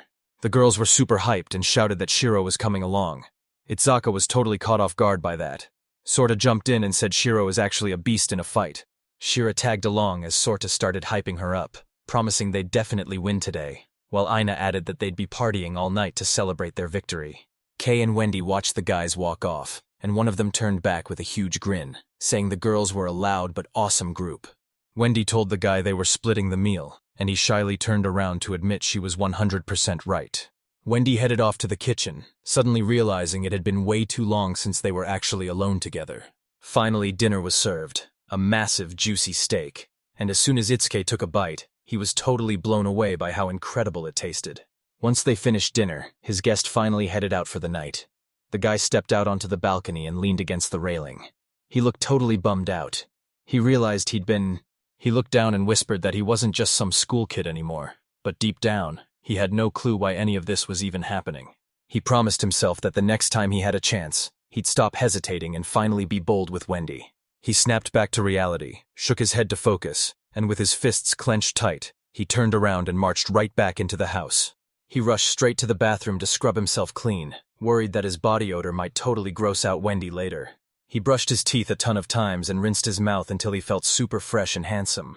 Then he got dressed and walked out the door, totally ready to crush it. The guy walked up to Wendy's door and was just about to knock when he suddenly froze, wondering if she'd even be down for any of this. He started getting flashbacks of his old life, where a group of girls were roasting guys for having zero class and saying they seriously needed some training. He started shaking like crazy as all these doubts started hitting him at once. He kept telling himself that none of this was real, and it definitely wasn't about him. Itsuki even said there was. Out of nowhere, a girl's voice calls out to him, and it's Wendy, who's totally shocked to see this guy at her door, making him jump so hard he actually screams. Wendy walks right up and asks if he needs something, but the guy gets totally flustered and can't even find his words, so she just opens the door and lets him inside herself. They sat down at a tiny table right across from each other, but he was feeling super awkward and kept looking away because he was totally confused. Wendy saw the vibe was getting way too heavy and decided she needed to lighten things up. And even though she still had no clue what was actually wrong with the guy, she told everyone she'd. Suddenly, the guy snaps back to reality and grabs her hand before she can leave, still holding Wendy, and he totally freaks her out by calling her name. Suka scrambled to his feet and told Wendy he was finally ready to keep that big promise he made her a long time ago. Wendy grabbed the guy's hand and told him she's totally on his side, admitting she's been waiting forever to finally become one with him. She shyly admitted she always wanted to be by Itsuke's side, so he walked up and kissed her, and that's when Wendy finally confessed that she loved the master. Wendy and Suka ended up having the whole house to themselves for an awesome night, while the next day, Shirou and the girls finished their long trip and finally reached the rabbit monster's den. They chased him down and started closing in from every side, when suddenly Shirou jumps right in front of the rabbit with her weapon ready, yelling that he's not getting away this time. She took a massive swing but totally missed, and right when she thought she finally had the beast, the rabbit leaped up and dodged her. He rushed past the girl, knowing they were almost out of time and had to tire that monster out to win. Out of nowhere, a massive bear jumps out, stands tall, and roars right in her face, leaving Sorta totally shocked since she didn't see this coming. Totally fed up with the chase, she yelled that she was getting annoyed, smacked the bear down with a stick, and told the group to go catch that rabbit. The rabbit swerves to the side to escape, but Rengi is already waiting there and tells it she's been there the whole time. Renji waved her hand and promised that monster wasn't getting away this time, grinning ear to ear as she watched the rabbit take another leap. Renj swings with everything she's got, but the rabbit just dances right around her. The beast zooms through the air and flies right over her head. Renji was dead certain she had the win. Renji couldn't grab the beast before it leaped right over her and bolted, so she turned around, realized just how insanely fast it was, and immediately started chasing it again. Ringe went for it again, chasing the rabbit right toward Ainn, and with one quick swing of her net, she finally caught it. Sorta saw Aina finally nab the beast and cheered that the rabbit got exactly what it deserved. Then the whole group sat down to talk about how crazy hard the hunt really was. Sorty said they finally caught the beast, and honestly, they did an awesome job getting it done, so now he's hyped to go check out their prize. They pulled the rabbit out of the net only to find a fake doll, leaving the girls totally stunned while the real rabbit sat nearby, literally laughing at them. Right when he looked away, a scary Shirou suddenly appeared, and the rabbit was so shocked he just froze right there. He tried to make a run for it, but Shirou cut him off every time he jumped, telling the monster it was officially about to be her lunch. Back at home, the guy picks up a basket of dirty clothes and tells Wendy with a big smile that he's handling the laundry and any other chores she's got. Wendy told him they were already finished and didn't want to be a burden, but Gray just shrugged it off and said helping them out was no trouble at all. Suddenly, a loud knock at the door catches them totally off guard as a mysterious stranger shows up desperately begging for help. Lord Olegal showed up with a guy in glasses, and the girl was there because she needed to have a serious talk with Itsuka. He thought the chaos was finally over, and he could go back to his normal life. But then, a girl named Olegal suddenly showed up to see him. He actually remembered seeing her on. Kay realized he had to ditch the mansion and jump back in time, only to end up right back in that creepy dungeon where his nightmare first started. He heard a noise inside and gripped his sword to call the monster out. Then Hayato sliced it clean in half the second it charged him. Hayato sheathed his sword and headed back to the group, asking the girl if anyone got hurt during the fight. One girl snuffed out the fire in her hand and grinned, bragging that they didn't have a single scratch, while the rest of the group chimed in to say they were totally fine too. Hayato walks over to ask Chris if she's worn out, and even though she says she's totally fine, he tells her they're taking a break anyway. They finally stop to set up a campfire and get some food cooking, while the mage girl handed Hayato a mug. She also said she still doesn't get why he agreed to the deal, since Hayato basically ditched his quiet life just to head back into the dungeon.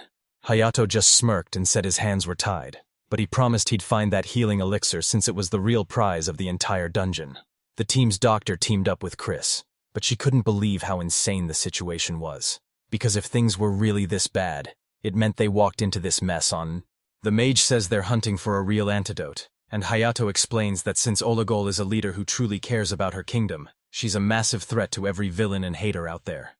Hayato swore he'd never forgive himself if he failed to get her that elixir, but then he stopped and asked if he was even doing the right thing. They just stayed totally silent, so the mage girl switched things up and asked what happened to the guy from Hayato City, making him think she was talking about Itsuka. Hayato takes a sip and explains they haven't talked in forever since he was stuck in the dungeon while Itsuki was in the city, and as far as he knows, the guy's just an alchemist. She looked over at the bag and asked if those ingredients were for Itsuki, and Hayato told her he'd hunted through the dungeon just to bring them back as a souvenir. The sorceress kept saying that Hayato was packing an offering into a magic bag, and she was sure Itsuki would be super hyped to get a gift like that. Hayato agreed that Itsuki was a total legend, and he was stoked to know him, while the mage realized Hayato was way different from that guy from the city. Out of nowhere, a little girl rushes up and grabs the magician's leg, screaming that she needs more and just can't get enough. The girl whined that there was barely any soup left and begged for more, but the magician snapped at her to stop clinging to her leg because she was way too heavy. The team's doctor shut down their fight and told the girls to stay dead quiet. Since the whole dungeon was crawling with monsters, they definitely didn't want to wake up. The magician tells Emily to shut it, so Hayato jumps in to calm the girls down and asks Chris if she's doing okay. Chris said Emily's magic was totally working, so Hayato told everyone they needed to find the treasure ASAP to get her back on her feet even faster. The guy apologized for showing up at Yutsuki's place so late, explaining that his mistress needed to see him right away, and Yutsuki was totally shocked to find Olegal standing right there. The guy apologized but quickly set Itsuki straight, explaining that Olegal is the lord of this entire land and deserves some serious respect.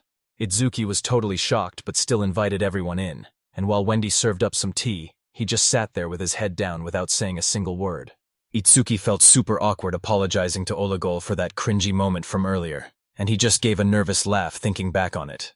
Olegal just flashed a big grin and waved him off, telling Itsuki not to sweat it because tons of people think her name actually belongs to her grandpa. She says everyone thinks she's way too young for her rank, but she actually finds it hilarious that this guy is already having such wild, dirty thoughts about her. Itsuki looked away, knowing he was totally busted, but Olegal revealed she's actually a half-breed telepath who can read minds, and she's not even judging him since he's... The guy bows and points out she totally forgot to introduce him, so she quickly says sorry and introduces him as her personal butler, Soma. Olegal said she was super hyped to finally meet him there, but as soon as she called him brother, he totally started panicking again. Soma looked around the massive mansion and figured Itsuka's brother hooked him up, but the boy said it was actually Darwin who gave him the place.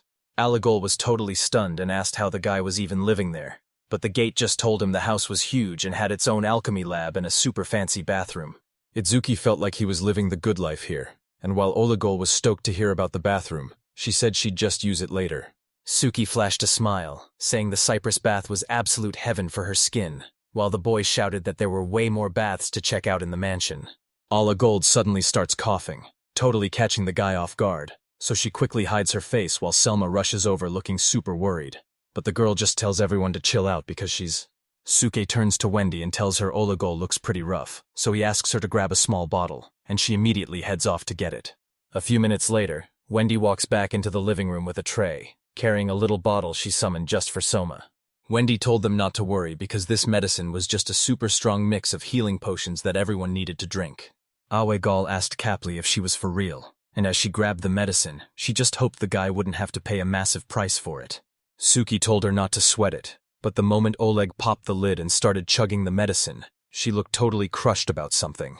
Suki immediately asked Olegal how she was doing, and the Lord told him she was feeling way better, thanking him for all the help he gave her. Olegal took one look at Itsuki's potion and called it super powerful, making both Itsuki and Wendy grin with pride.